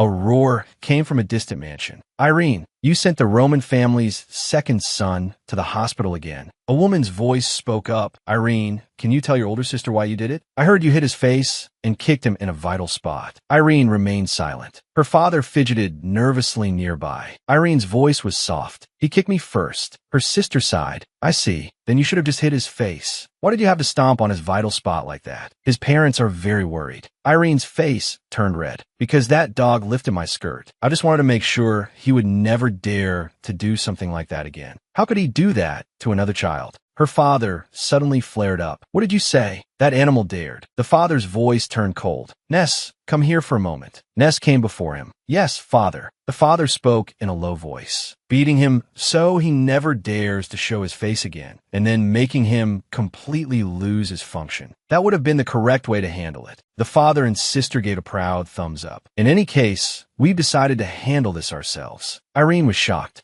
How could you? The father's face grew stern. You've been causing more trouble than usual lately. The rate of incidents has increased significantly. After a family discussion, we believe you need a new environment. He handed her a document. Take a look at this. Irene took the document, her pupils contracting in shock. What is this? An academy acceptance letter? Her sister pointed at Irene with a smile. I applied for you. What do you think? You'll be going there from now on. Irene was incredulous. You applied for me? Her sister's tone was gentle. Irene, you may feel like you lack nothing, but you need friends. And you need some connections in the capital. Irene immediately retorted, that's your real goal, isn't it? Her sister waved her hand with a smile. It's the same thing. Friends are connections. Going to the academy is killing two birds with one stone. Irene shouted indignantly, interests. Her sister's expression turned serious. You're 10 years old now. You should start acting like a member of the Trins family. Irene lowered her head. I know, but being a member of the Trins family means having to fulfill one's duties for the family's benefit. For this family, which has accumulated immense wealth and power through commerce, every step a member takes must be calculated. The children of the family must follow a meticulously calculated path, one that befits their abilities and status. Her father continued to persuade her. You've also said you hate the rumors linking you to the crown princess. This is a good opportunity to clear up those rumors yourself. Irene had a realization. Now that you mention it, that's true. I only attended one social party, and rumors started spreading that I wanted to be the crown princess. As if there even is a crown prince. Even if they begged me, I wouldn't want such a suffocating role. And so, for various reasons, Irene came to the academy, half reluctantly. I never expected to be rooming with such a small child. She must be adorable. Irene clasped her hands in excitement, her cheeks flushing. A girl's voice interrupted her fantasy. Oh my goodness, someone has already taken this room. Another girl chimed in. What are those ragged clothes she's wearing? That shabby look must be a commoner's clothes. Good heavens, are you kidding me? How dare a commoner be Lady Irene's roommate? Irene's anger flared. You. She spun around, but her gaze was captivated by the figure at the door. Eevee peeked her head in like a frightened little bird. Those eyes were clear and innocent. Irene's heart skipped a beat. Lady Irene's roommate seems to have arrived. She looks so small. What? Eevee spoke timidly. I'm Eevee Alden from Bram City. How could she be so small and so cute? Her name is even Eevee. It's too cute. Irene struggled to maintain a blank expression. Wait, why is she so thin? And her hair is so dry. Could these be the signs of abuse I've heard about? If so, I have to help her. The orphanage you were at, did they not feed the children?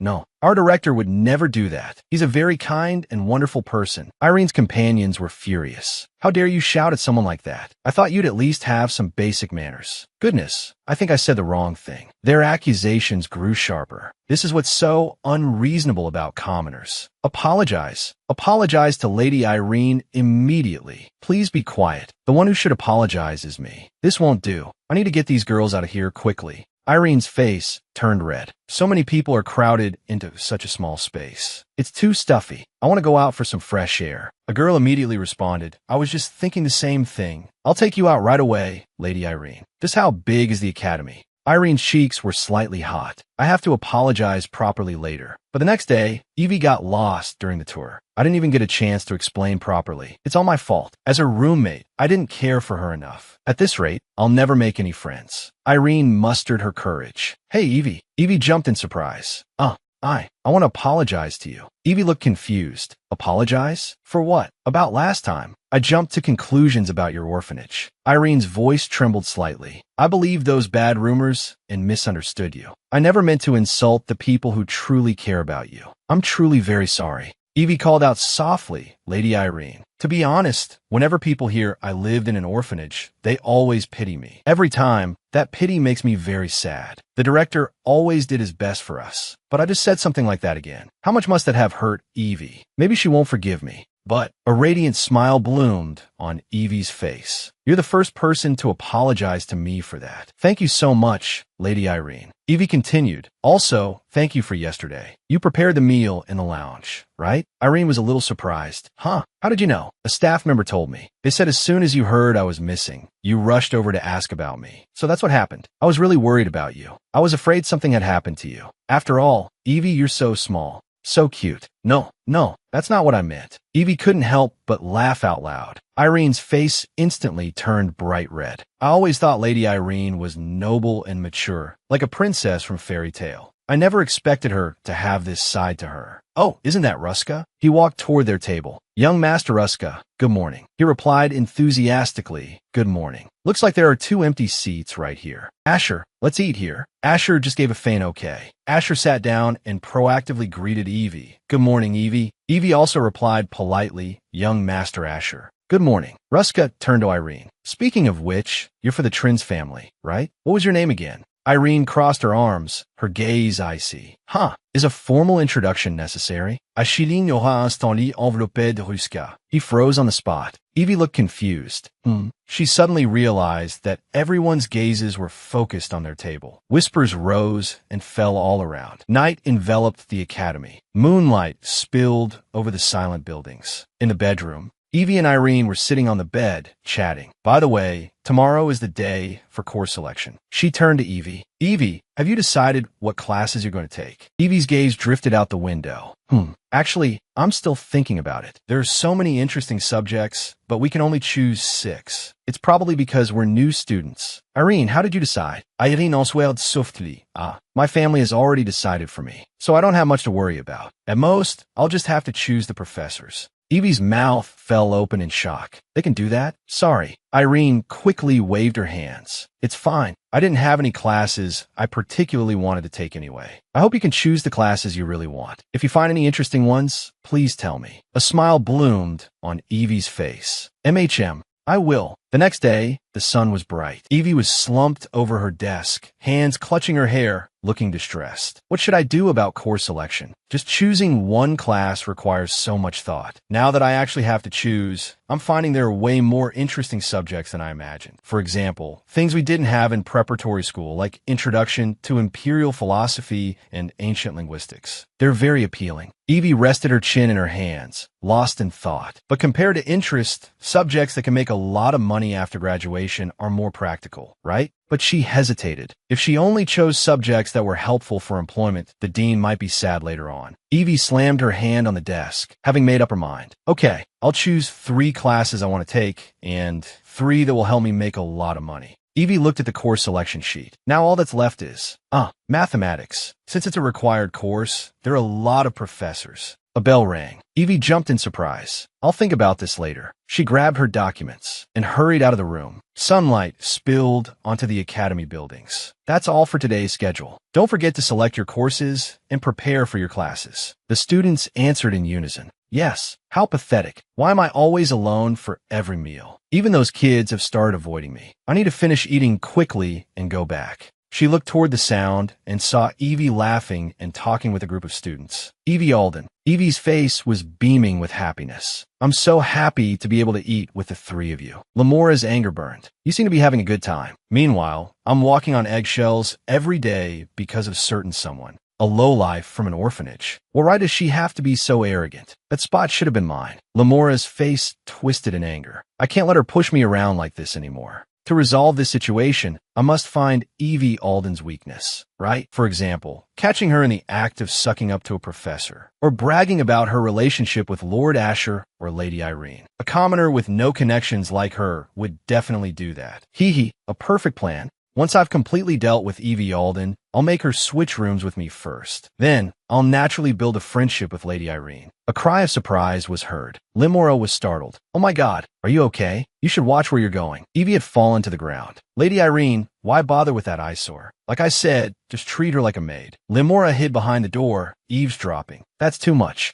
How can she not even flinch? Is she bullied like this every day? What a fool. If it were me, I would have told Lady Irene long ago. Or Lord Asher. Whatever, it's none of my business. Serve her right. She turned to leave, but heard a commotion. Oh my god, look at this. A girl snatched Eevee's bag. What do you carry in your bag all day? Another girl sneered. Boring. What else could there be besides books? Eevee anxiously reached out. Give me back my bag. The girl who snatched it looked at her provocatively. Oh, look at the way she's glaring. A lowlife from an orphanage dares to be so arrogant. Limora's steps faltered. Limora's cheeks flushed. Her body trembled slightly. For people like you, just staying quiet is the biggest help. Don't go around putting on airs. If you understand, then. Eevee. Alden. Eevee spun around. Limora was standing at the door. There you are. I've been looking for you for a while. Lady Irene was just looking for you. Limora walked in step by step. What were you all doing just now? Don't tell me you were bullying Lady Irene's roommate. Of course not. We just saw her fall and wanted to help her. Here's your bag that you dropped. She shoved the bag at Eevee. Well, we'll be going now. Eevee watched their retreating backs and softly called out, Limora.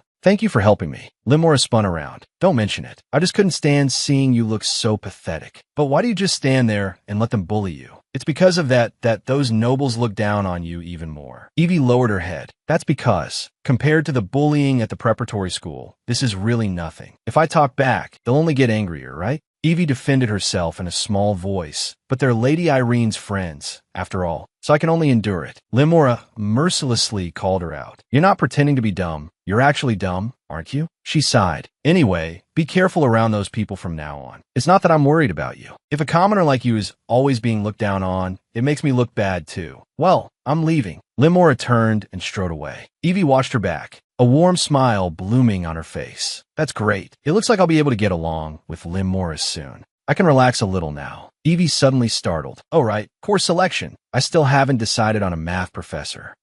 I'll just pick the first professor on the list. They must all be amazing anyway. She picked up her pen and made a mark on the course selection sheet. She knocked on an office door. Hello, I'm here to submit my course selection form. Oh, it's Eevee. Just put the document in the drawer in front. I hope you enjoy the upcoming classes. Eevee placed the document. Yes, I'm very much looking forward to it. Well, I'll be going now. She turned and left, walking down the empty hallway. Sigh. Everything else is fine. Why does math have to be a required course? Two girls walked past her. Isn't that the truth? I stayed up all night for course selection. Are you guys here to turn in your forms too? Make sure your name is written clearly, then put it in the drawer. The two girls answered in unison. Yes. One of the girls pulled a sheet out of the drawer. Oh my god, someone actually chose Professor Malice's math class. The other girl leaned in. For real? That professor is famous at the academy for his eccentric personality. His classes are ridiculously hard, too. Someone actually chose such a terrifying professor's class? No, they must have made a mistake. The other girl laughed and agreed, yeah. A student at the Genius Academy couldn't possibly not know the rumors. I don't know who it is, but I really feel sorry for them. First day of classes at the Genius Academy. Two girls were talking in the hallway. I'm so excited for the first class. What did you choose? I chose philosophy, but I have a bad feeling I made the wrong choice. What if I fail? Eevee walked past them, her steps light, and I chose Professor Malice's math class. She hugged her books, a brilliant smile on her face. Starting a new day with my favorite subject. Her steps paused. I have a very good feeling about this class. After I meet the professor, I'll greet him and then ask him that question. A few minutes later, Eevee was dejected. The classroom is farther than I thought. It didn't look this far on the map. East Building 23, located in the easternmost corner of the academy. Good thing I left early. East Building 23, this is the building. But Eevee looked up at the gloomy building. The atmosphere here is different from the main building. She carefully pushed the door open and peeked through the crack. I didn't come to the wrong place, did I? No matter how you look at it, this place feels eerie. She suddenly braced herself, right? The classroom is what's most important. The classroom was filled with junk, chairs toppled over. Did I come to the wrong classroom? Eevee's gaze fell on the blackboard. Oh, what's written on the blackboard? Malice Mathematics. Those who wish to take this class must solve all 500 advanced mathematics problems before the next class. This is a prerequisite for enrollment. Eevee's fingers tightened on her collar. The next class is in 2 days, and he wants us to solve 500 problems? Her cheeks flushed, and she snorted with indignation. So this is the standard for Academy students. I absolutely cannot fall behind. A flame of fighting spirit ignited around Eevee. No matter what, I will complete this task. A girl ran over. How was your first class? The professor gave us a box of homework. Ouch. She held her forehead, bewildered. What did I just run into? A gloomy figure loomed over her. Professor Malice looked at her without expression. The girl screamed in terror. Oh, it's Professor Malice. She and her companions panicked and scattered in all directions. Professor Malice watched their retreating backs with a cold gaze. These brats are all the same. Whether in the past or now, they never learned to apologize properly. What a bunch of ill-mannered brats. They don't have the ability to keep up with my class, yet they get scared out of their wits just by seeing my face. This is why I was planning to cancel my class this year and focus on my research. Which death-defying fool actually chose my class? He threw open the classroom door and saw a blonde girl sitting upright. It was Eevee. Eevee immediately stood up, a brilliant smile blooming on her face. Ah, Professor Malice, hello. Professor Malice looked at her expressionlessly. So it was you. He slammed his book down on the lectern. That annoying brat. Professor Malice asked coldly, did you finish the assignment I gave? Eevee fidgeted with her fingers, looking uncomfortable. I did it. She lowered her head, her voice growing smaller. But I couldn't solve all of them. There was one problem I just couldn't understand. Professor Malice snorted contemptuously. Just as I thought. Class dismissed. Since you didn't finish the assignment, you are not qualified to take my class. Eevee looked up in shock. What? Professor Malice turned to leave. Go back and drop the course immediately. I'm leaving. Eevee hurriedly chased after him. Please wait, Professor Malice. She clutched her book tightly and pleaded, I'm sorry. Can I just ask one question? Please. Professor Malice's tone was icy. I already said, class is dismissed. Don't be fooled by my appearance. I'm very busy.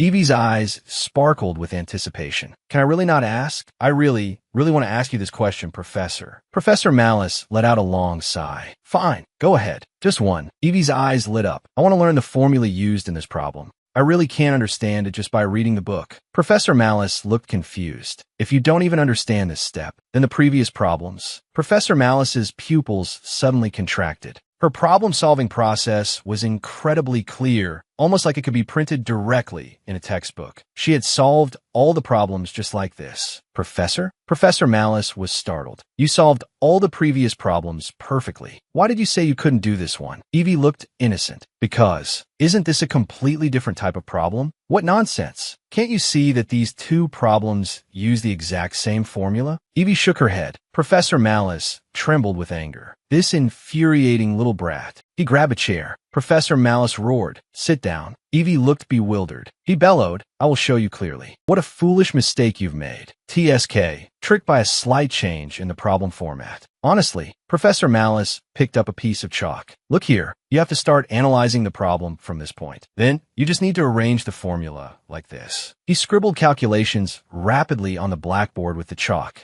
And there's the answer. Do you understand now? Eevee's eyes shone with admiration. Yes. After hearing your explanation, I completely understand. You're amazing, Professor. I never thought it could be solved so simply. Professor Malice cleared his throat, feigning composure. Oof. I'm a professor, after all. Don't even make a big deal out of it. Eevee excitedly gripped her pen. MHM, thank you for your guidance. I think I can solve the rest of the problems now. Professor Malice's anger dissipated. Is that so? I guess you're not too stupid. Oh my, look at the time. I have to go now. Eevee bowed deeply. Professor Malice, thank you so much for today. I'm so sorry for taking up so much of your time due to my shortcomings. I'll go drop the course now. Never mind. Eevee looked up, confused. What? I said you don't have to drop the course. The next class is the official start. Be prepared. I'm leaving. He strode away. The door slammed shut. Eevee stood stunned. A brilliant smile bloomed on her face. He finally acknowledged me as a student. It was time for class again. Professor Malice stood at the classroom door. Did I make a mistake after all? I specifically requested to cancel the class just to have some peace and quiet. His hand rested on the doorknob. I made a rash decision on impulse. Although I feel a little bad for that child, the course drop period isn't over yet. I should persuade her to drop it. He pushed open the door. A blinding light made him squint. What? What is this light? The classroom was spotless. Sunlight streamed through the windows, reflecting dazzlingly off the clean floor. Eevee stood in the light, smiling brightly. Professor, hello. Good morning. Professor Malice pointed around in shock. No way. You cleaned this entire classroom? The floor, the windows, everything? Eevee puffed out her chest proudly. Yes, it was dusty everywhere, which made it hard to study. Besides, I'm very confident in my cleaning abilities. Professor Malice watched her in silence. Crazy. Eevee pointed out the window and continued. I caught all the crabs in here and released them outside. I knew she wasn't an ordinary child, but I never expected her to have such passion for my class. Professor Malice gently placed his hand on Eevee's head. Truly commendable. Eevee looked up in surprise.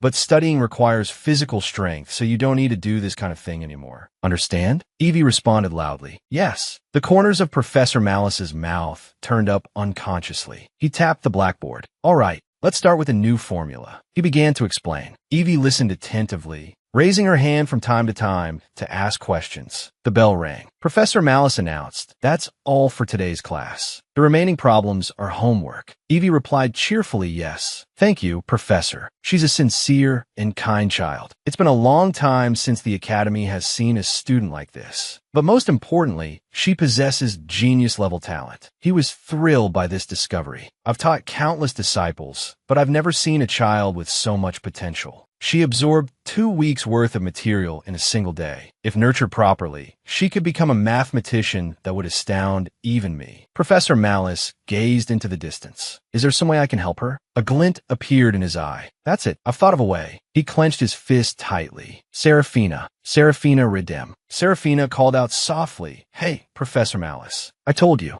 not to call me by my first name at the Academy. What are you doing here? The dining hall was bustling with noise. Students came and went with their trays. Ruska walked over with his tray. Oh, I should sit here. Thanks for always saving me a seat. Irene shot him a cold glance. Who said I saved you a seat? Eevee seemed to be burning with concentration. Ruska asked curiously, but what is Eevee doing? Irene pointed at Eevee. Can't you tell? She's doing the homework Professor Malice assigned. Ruska exclaimed, what? The notorious Professor Malice? Eevee's pen stopped on the paper. She looked up. Notorious? She blinked in confusion, seeming completely baffled. Ruska leaned in closer. You don't know? That professor is famously eccentric. His classes are hard, and he give a lot of homework, so everyone avoids him. Because their grades end up plummeting. Asher continued, and unlike other professors, Professor Malice doesn't really care about his students. That makes it hard to get a letter of recommendation after graduation or build connections. So, Eevee, you'd better reconsider. Eevee fell silent as she listened. But the professor I met is really nice. I don't really understand what connections are. He explains things really well, and learning itself is fun. Thanks to him, I've already finished 2 chapters of advanced mathematics. Ruska and Asher exclaimed at the same time. What? You're already on advanced mathematics? Professor Malice is kind? That's impossible. Asher looked completely bewildered. To be progressing that fast at the beginning of the semester. What on earth is he thinking? Asher's expression changed. Could it be she deliberately chose Professor Malice's class just to surpass everyone? Asher's cheeks flushed. I was too short-sighted. I shouldn't have avoided him just because of rumors. I should also use this opportunity like Eevee. If I just sit back and do nothing, my position as first in the year will be in jeopardy. He turned to Ruska. I want to try Professor Malice's class too.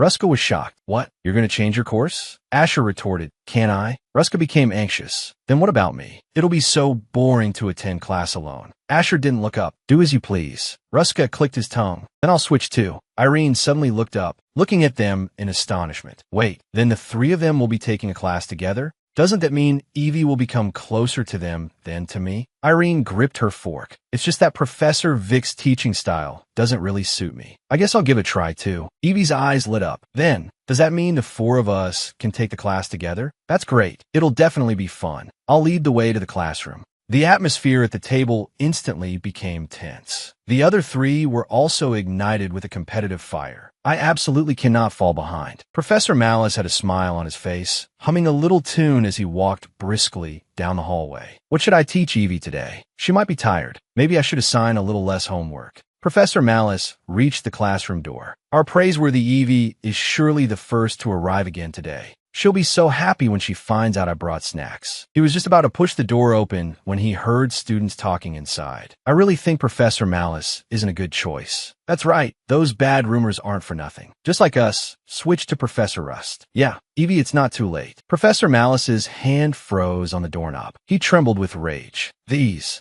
brats. How dare they try to steal my precious student? Professor Malice threw the door open. He was furious. Damn it, who are these brats? Who dares to enter my classroom? Hey! Eevee ran forward cheerfully. Good morning, Professor. Professor Malice's anger instantly vanished. He replied gently, Oh, good morning. But who are these brats who were encouraging you to switch classes? He glared at the other three in the classroom. Irene's gaze sharpened. I did advise Eevee to switch classes for a few reasons. But after coming to this classroom today, I realized that the classroom is simply too far. Ruska chimed in, that's right, it's too far. Asher also nodded. It is a bit far. Professor Malice frowned. But it's still within the academy grounds. Can't you just leave a little earlier? Irene raised her voice. Right, we can rush. But do you know? Because of this, Irene threw an arm around Eevee's shoulders. Our Eevee doesn't even have time to eat breakfast because of your class. This little child is starving. Irene pointed at Eevee's eyes. And with so much homework, this small, cute face has dark circles under her eyes. Asher added, she also fell while running yesterday and bruised her knee. Ruska also said, the number of books she'll have to carry will only increase. Don't you feel sorry for Eevee at all? Professor Malice was rendered speechless. I didn't think that far ahead. Irene pressed on. So if you don't want Eevee to switch classes, you'll have to find a way to move the classroom closer to the main building. Professor Malice stammered in his defense. I was planning to do that anyway. Irene immediately pressed. Really? Then our commute will be much less of a burden. Professor Malice was taken aback. Wait, what do you mean you? When did I say I would teach you? Irene retorted, what do you mean by that? We've already submitted a formal course application. Professor Malice replied impatiently, of course you can attend if you've applied. I'm just saying, I only teach advanced mathematics. Can you keep up? The three said in unison, I'm not confident. Professor Malice glared at them. Instead of just talking the talk, I'll give you a problem. How about that? Irene's expression froze instantly. Professor Malice announced, if you can solve this problem, I will allow you to attend my class. He threw a piece of chalk on the desk. You have 15 minutes. If you can't even solve this, don't even think about taking my class. Eevee swallowed nervously. This problem is much harder than anything I've learned. Can they solve it? The test began. The only sound in the classroom was the scratching of pen tips on paper. 2 minutes passed. Asher pushed back his chair. I'm turning in my paper. Irene and Ruska were simultaneously shocked. Already? Professor Malice took the answer sheet.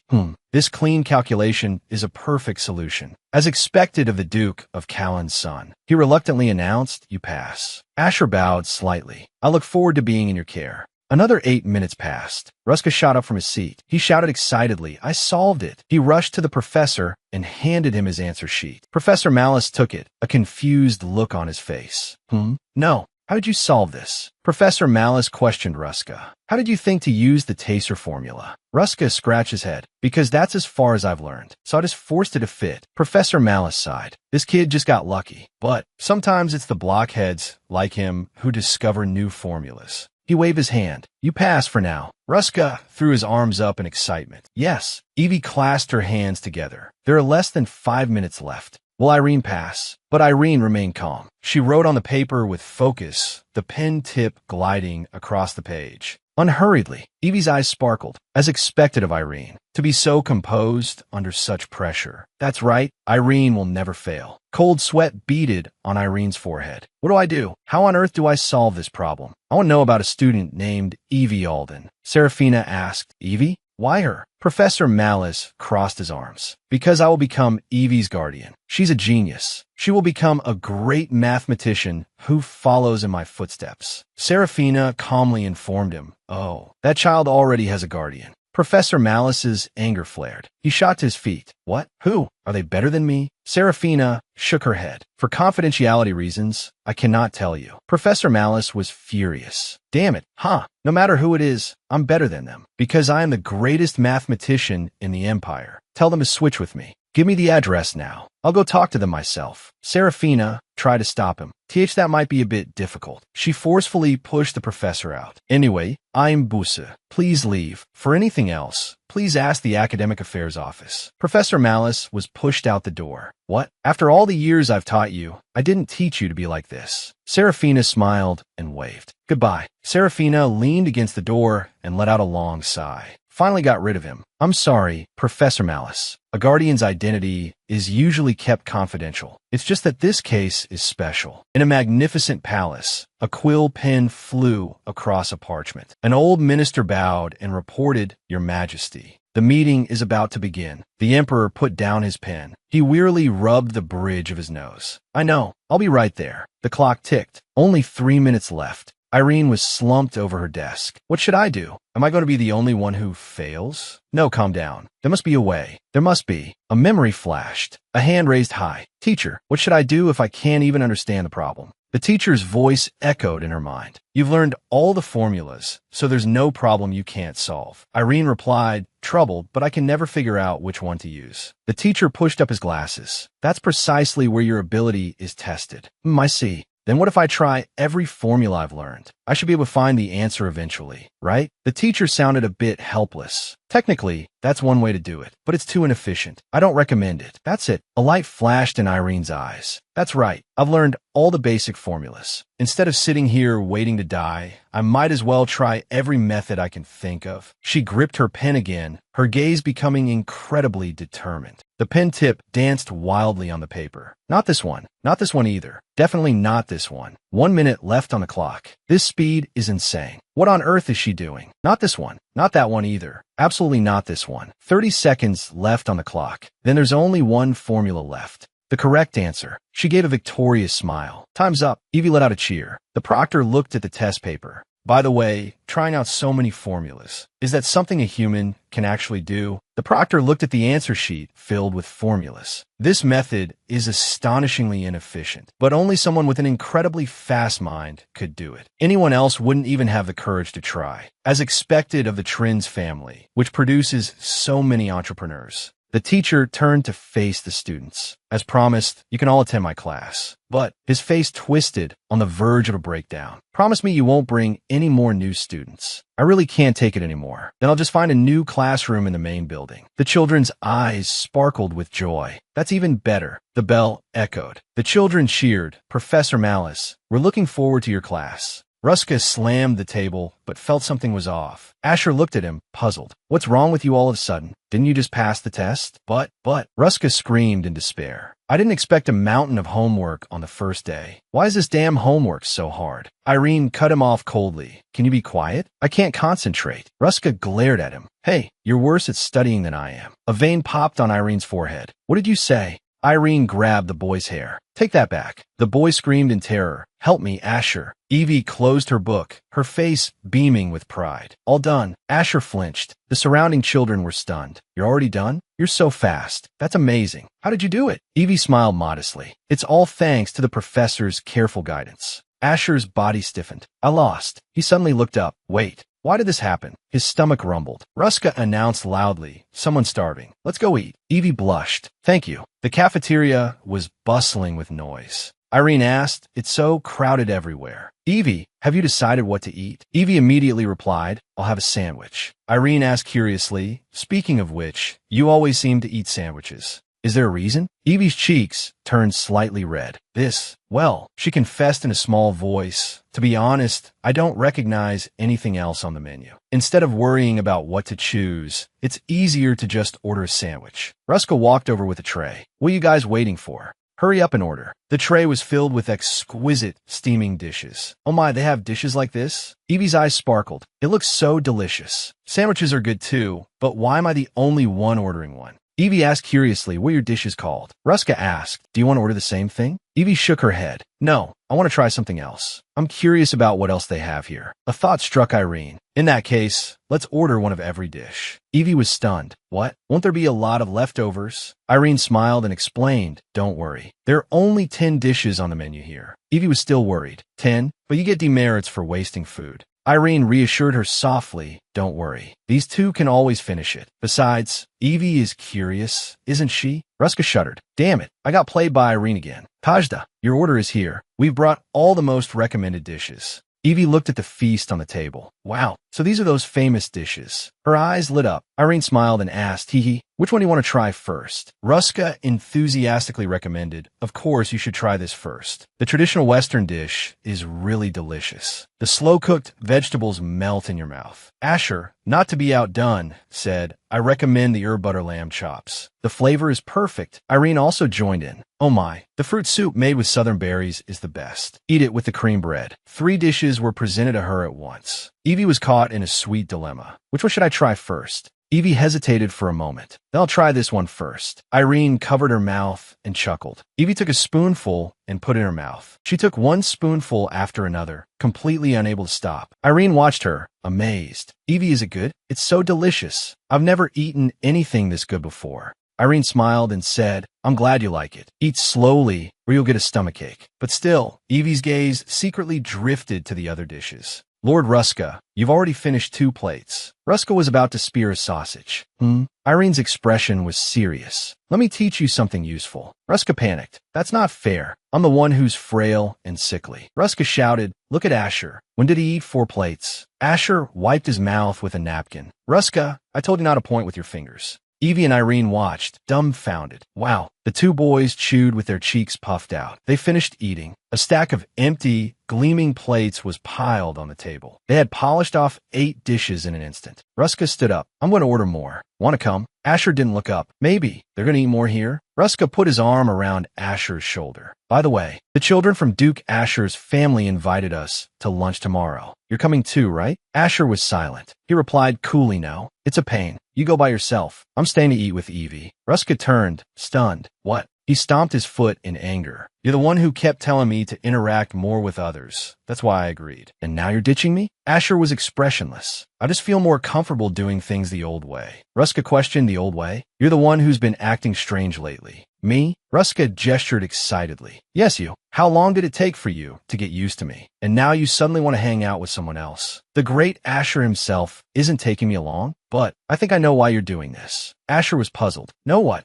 Ruska was incredulous. You can really ask that? Think about who Eevee reminds you of. Asher looked confused. What are you suddenly talking about? I've never hung out with anyone other than Ruska.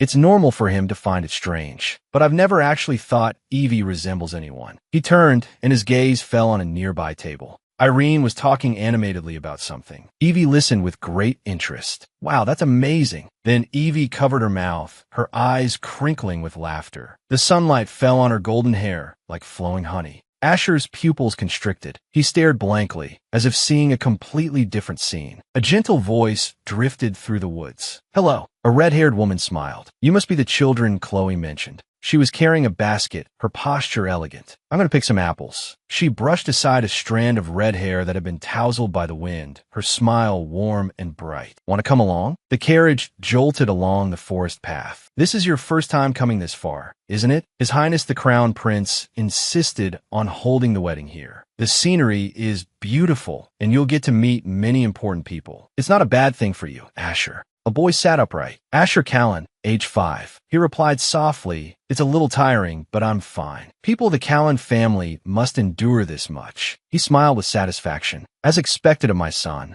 The man suddenly spoke. By the way, are you getting along well with Ruska? Asher stiffened slightly. Yes, no particular problems. Good. Don't fight with Ruska. Get along with him. You two will be working together for a long time, just like Marquis Legusiel and I. Asher lowered his eyes. Me and Ruska? That immature brat? Ruska waved a branch, laughing loudly. Asher sat quietly on a chair, reading a book. He sighed helplessly. I still can't. Imagine it. I have no choice. I'll have to be the one to take the lead. Asher's gaze became determined. He hesitated before speaking. Nearby, I have a question I want to ask. The man raised an eyebrow. I heard something about the person who is going to marry His Highness the Crown Prince. The rumors say she's a witch. Is it true? The man's face was expressionless. He sighed softly. So even you have heard such rumors. Asher, don't blindly believe any rumor you hear. Sometimes they might be true, but most of the time. The coachman's voice came from outside. We've arrived.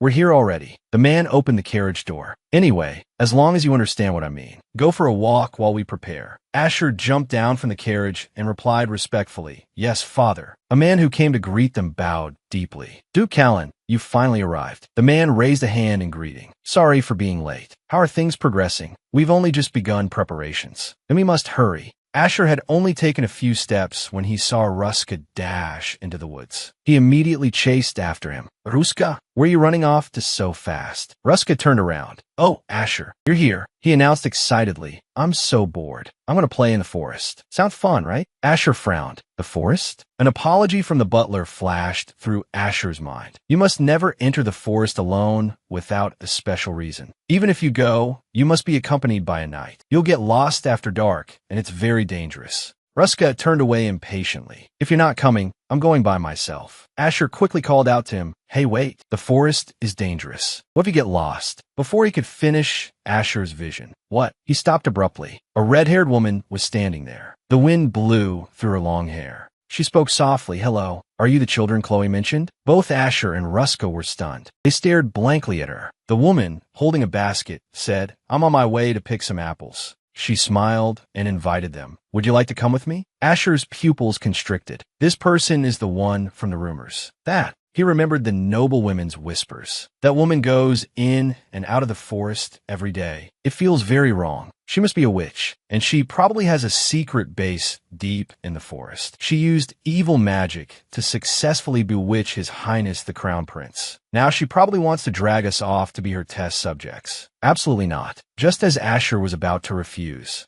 Ruska shouted excitedly, Okay. Asher looked at him, stunned. Hey, I said no. That person is. Ruska asked, puzzled. Why? You don't want to go? Just stay here. Ruska turned and ran, following the woman's back. Hey, Ruska. Asher was exasperated. That idiot. For just a few apples, he's following a witch. Ruska asked excitedly, Can we eat them as we pick? Asher stood there, arms crossed. I've done my best. The rest is up to him. But then he hesitated. If I just leave him, he'll sooner or later become a victim of black magic. And besides me, no one can help him. Asher remembered his father's words. Don't fight with Ruska. Get along with him. He sighed heavily. What a pain. If that witch makes any suspicious moves, I'll immediately rush in and save Ruska. Asher made up his mind, only to find they were already far away. When did they get so fast? He immediately broke into a run, dashing through the dense woods. Ruska's excited voice came from ahead. Really? Yes, Asher was panting. Strange, I'm running at full speed. Why do I feel like they're getting farther and farther away? At this rate, I'm going to lose them. Asher's foot landed on the edge of a cliff. His eyes widened in shock. His body lost its balance, and he fell backward. He let out a muffled grunt, falling off the cliff. Asher grunted in pain. He sat slumped on the ground, blood seeping from his knee. I can't stand up. Did I break something? Ruska's voice came from above. Hey, Asher. He peeked over the edge, his face flushed. Are you okay? The woman also appeared at the edge of the cliff. It looks like you're badly hurt. Without hesitation, she leaped from the cliff. Asher was stunned. She landed steadily in front of Asher. This is definitely not something an ordinary person can do. What is this? Does she want to take this chance to grab me? Asher looked at his leg in terror. What do I do? With my leg injured like this, I can't run at all.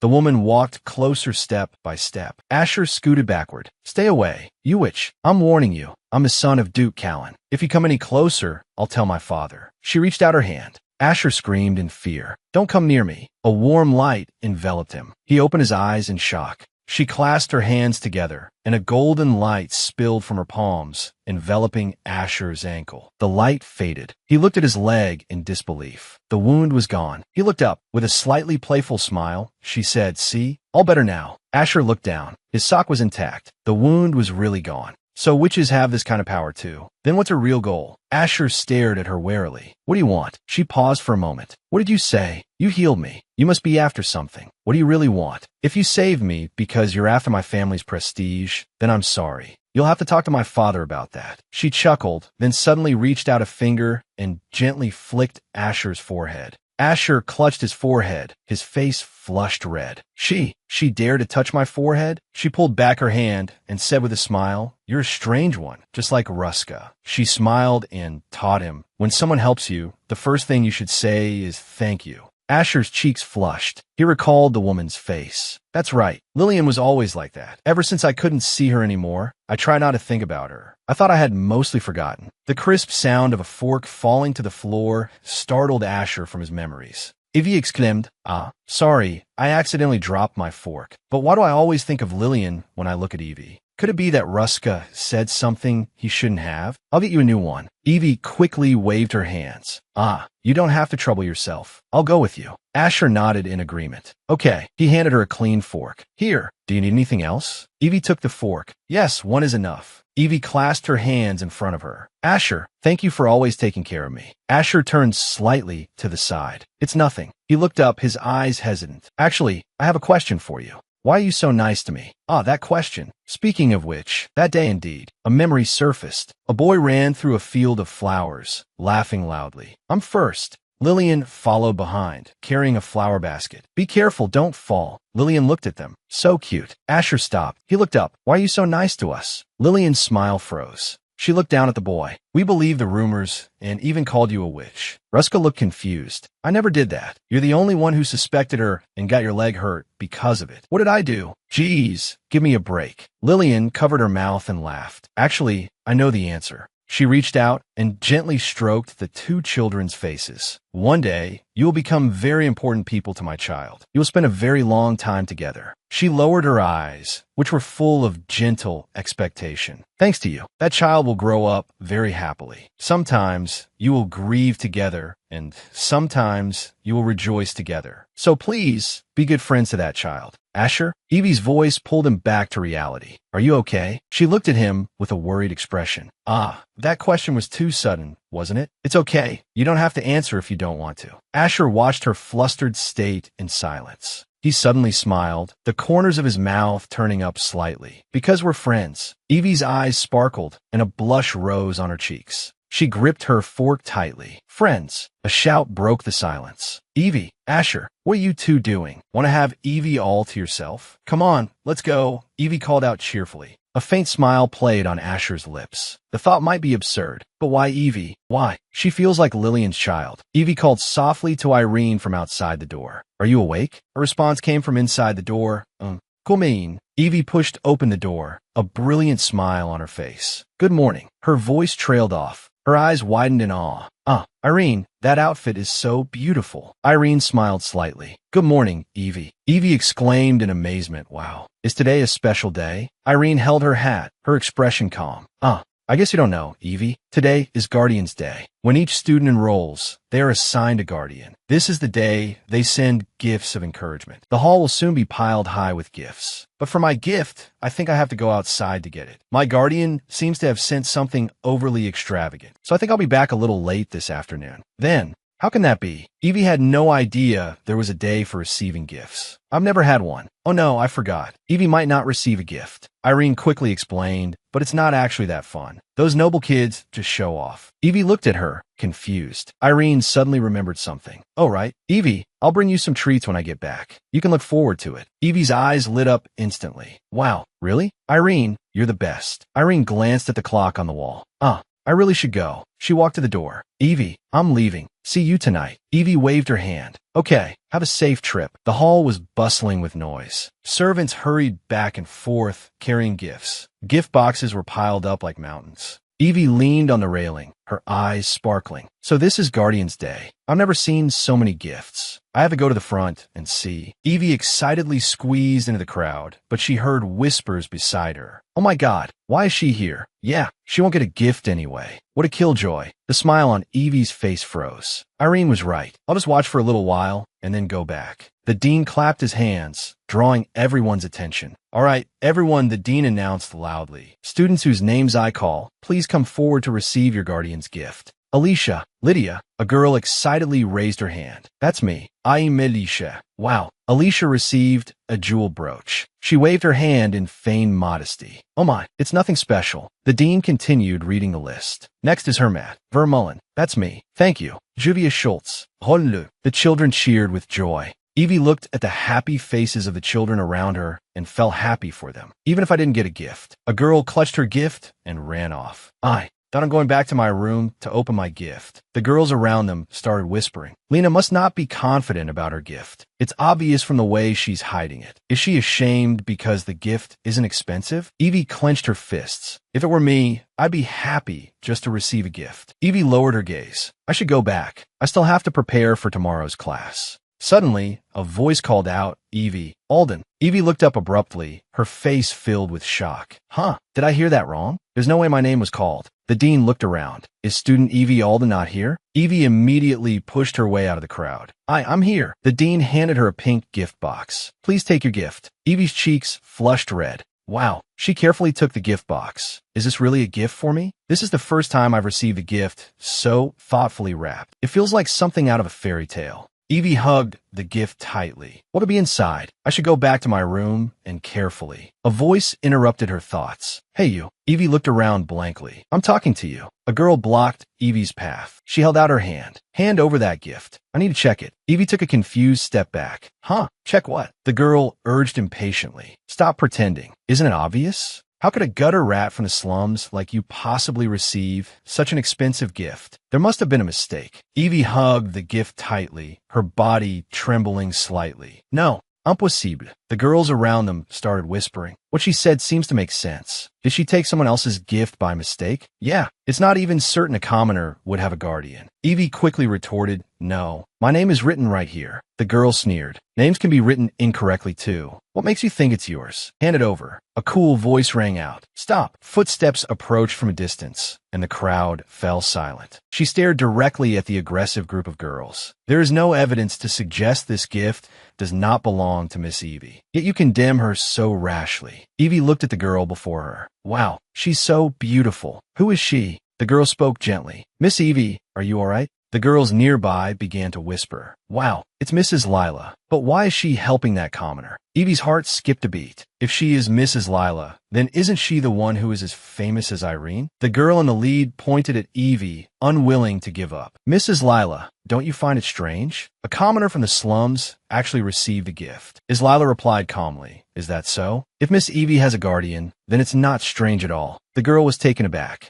But that kind of wrapping paper is uncommon. Is Lila's gaze sharpened? It seems you still have your doubts. She turned to Eevee. Miss Eevee, I don't actually like this suggestion either. But why don't you open a gift? Right here, in front of everyone. Eevee held the gift. I was planning to go back to my room and open it carefully and even save the wrapping paper. But it seems I have no room to refuse now. However, if doing this can clear up the misunderstanding. Eevee took a deep breath. Please wait a moment. She carefully untied the ribbon, her movements gentle, as if afraid of wrinkling the paper. The lead girl lost her patience. This is taking forever. She lunged forward. What are you dawdling for? Give it to me. Eevee fell to the ground, the gift flying from her hands. The girl roughly tore open the wrapping paper. Eevee watched in horror, looking at this tattered mess. It really is a gift for you. After all, what kind of decent guardian would someone from the slums have? She sneered.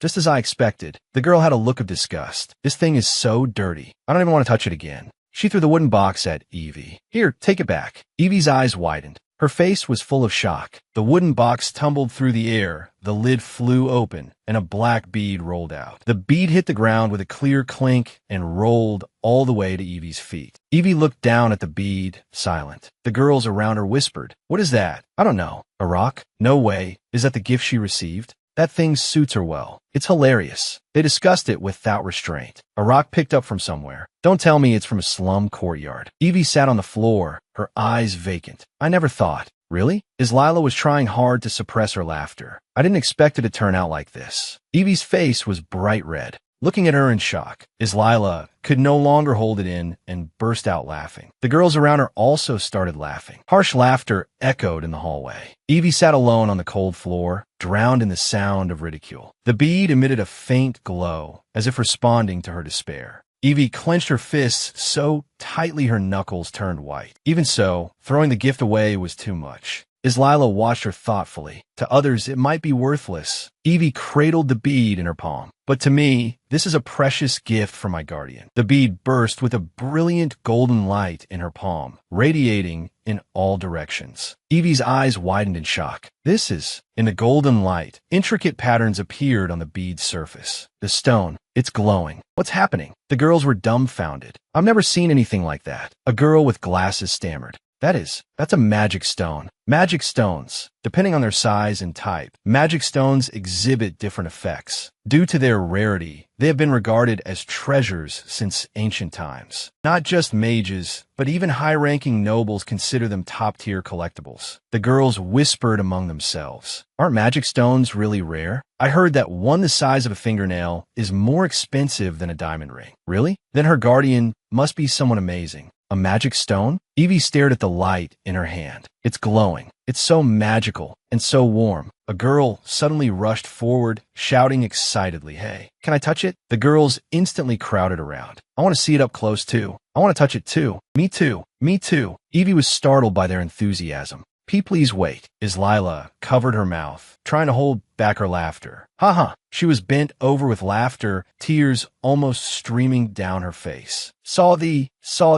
It was just too funny. I couldn't help it. A magic stone? How could that thing possibly be a magic stone? A sneer formed on Lila's lips. I knew at the moment I saw it. That a fake magic stone. She walked towards Eevee with a light step. As everyone knows, recently on the capital's black market, many vendors have been peddling them, disguising ordinary stones as magic stones. The gift Eevee received is obvious. It's nothing more than a cheap imitation injected with a laughable amount of magic. Hearing her say that, it does seem a bit different. Yeah, who would give something as valuable as a magic stone as a gift? Whether my gift is real or fake doesn't matter to me at all. Why do things always turn out this way? A voice rang out. What in the world is going on here? That voice is... Eevee and Lila both turned to look at the source of the sound at the same time. Irene stood at the doorway, her expression icy. The girls around them all made way. Her purple eyes burned with anger. Irene, a flash of displeasure crossed Lila's eyes. Still loves being the center of attention. Hasn't changed a bit. The star of the social world. The object of all young ladies' jealousy. These are the titles that have always defined me. Lila lifted her teacup, a perfect smile on her lips. Thank you all very much for coming to my party. A girl suddenly stood up and looked excitedly towards the door. Oh my God, that lady has finally arrived. The youngest daughter of the Trin's family has finally appeared. It wasn't until she appeared in the social scene that everything changed for me. Lila pushed through the crowd, speaking coldly. Could you let me pass? Lila went forward to greet her, a smile plastered on her face. Welcome, Miss Irene. I am Lila Lardman, the host of this party. Lila's smile was beaming. To welcome you to the capital's high society, I prepared a small gift for you.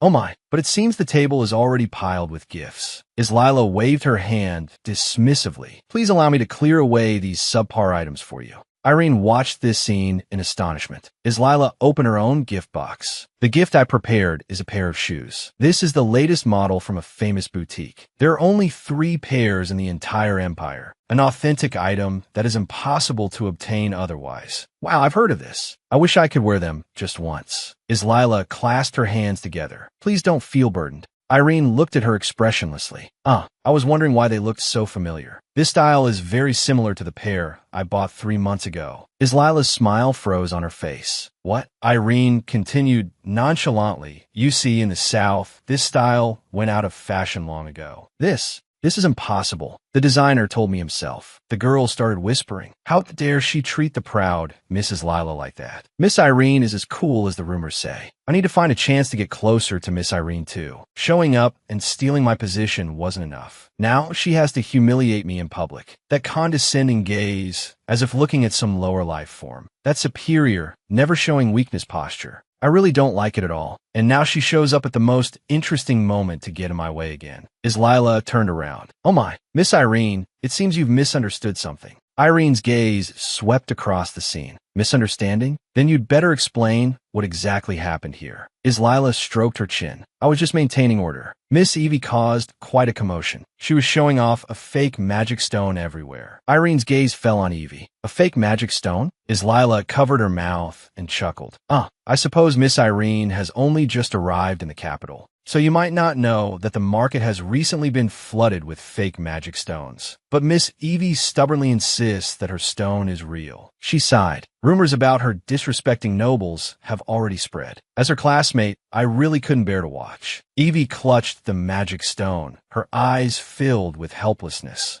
Irene's voice was cold. The truly ignorant one is you. Isla's smile froze instantly. What did you say? Irene's gaze was as sharp as a knife. Have you forgotten that I am for the Trins family? My family not only runs auction houses, but also deals with the majority of magic stones. I have received strict training in the family business since I was a child. It's impossible that I can't even tell something as simple as this apart. Irene's gaze swept over the stone in Eevee's hand. The magic stone was emitting a soft glow. She placed her hand on her chest, her expression solemn. I swear on my family's name, the stone in Eevee's hand is a real magic stone. Eevee clutched the magic stone, a glimmer of hope in her eyes. Irene looked coldly at Isla. If you have nothing more to say, then please step aside. She pushed Isla aside without hesitation and walked straight to Eevee. Irene stopped and asked Eevee softly, "Are you okay?" The girls around them started whispering. What? Could Mrs. Lila have been wrong? She was so arrogant just now, forcing her into a corner. This is impossible. Isla's face turned beet red. How could a commoner possibly possess a magic stone? A girl carefully supported her. Mrs. Lila, are you all right? Miss Irene was too harsh just now. Mrs. Lila's deduction was perfectly reasonable. I'm telling you, she's been way too nice to that commoner lately. Isla's pupils contracted sharply. Now that I think about it, that always cold Irene Trins. Irene looked at her with concern. Are you really okay? Eevee? If you're hurt, I'll really. Isla raised a hand to cover her mouth. Has she ever shown such raw emotion before? How interesting. A cold smile played on her lips. I never expected you, who appeared out of nowhere, to develop such a weakness. A being who should never have any weaknesses. Irene put a hand on Eevee's shoulder. Let's go back to the room and rest, okay? Eevee looked up at her. Okay, Irene.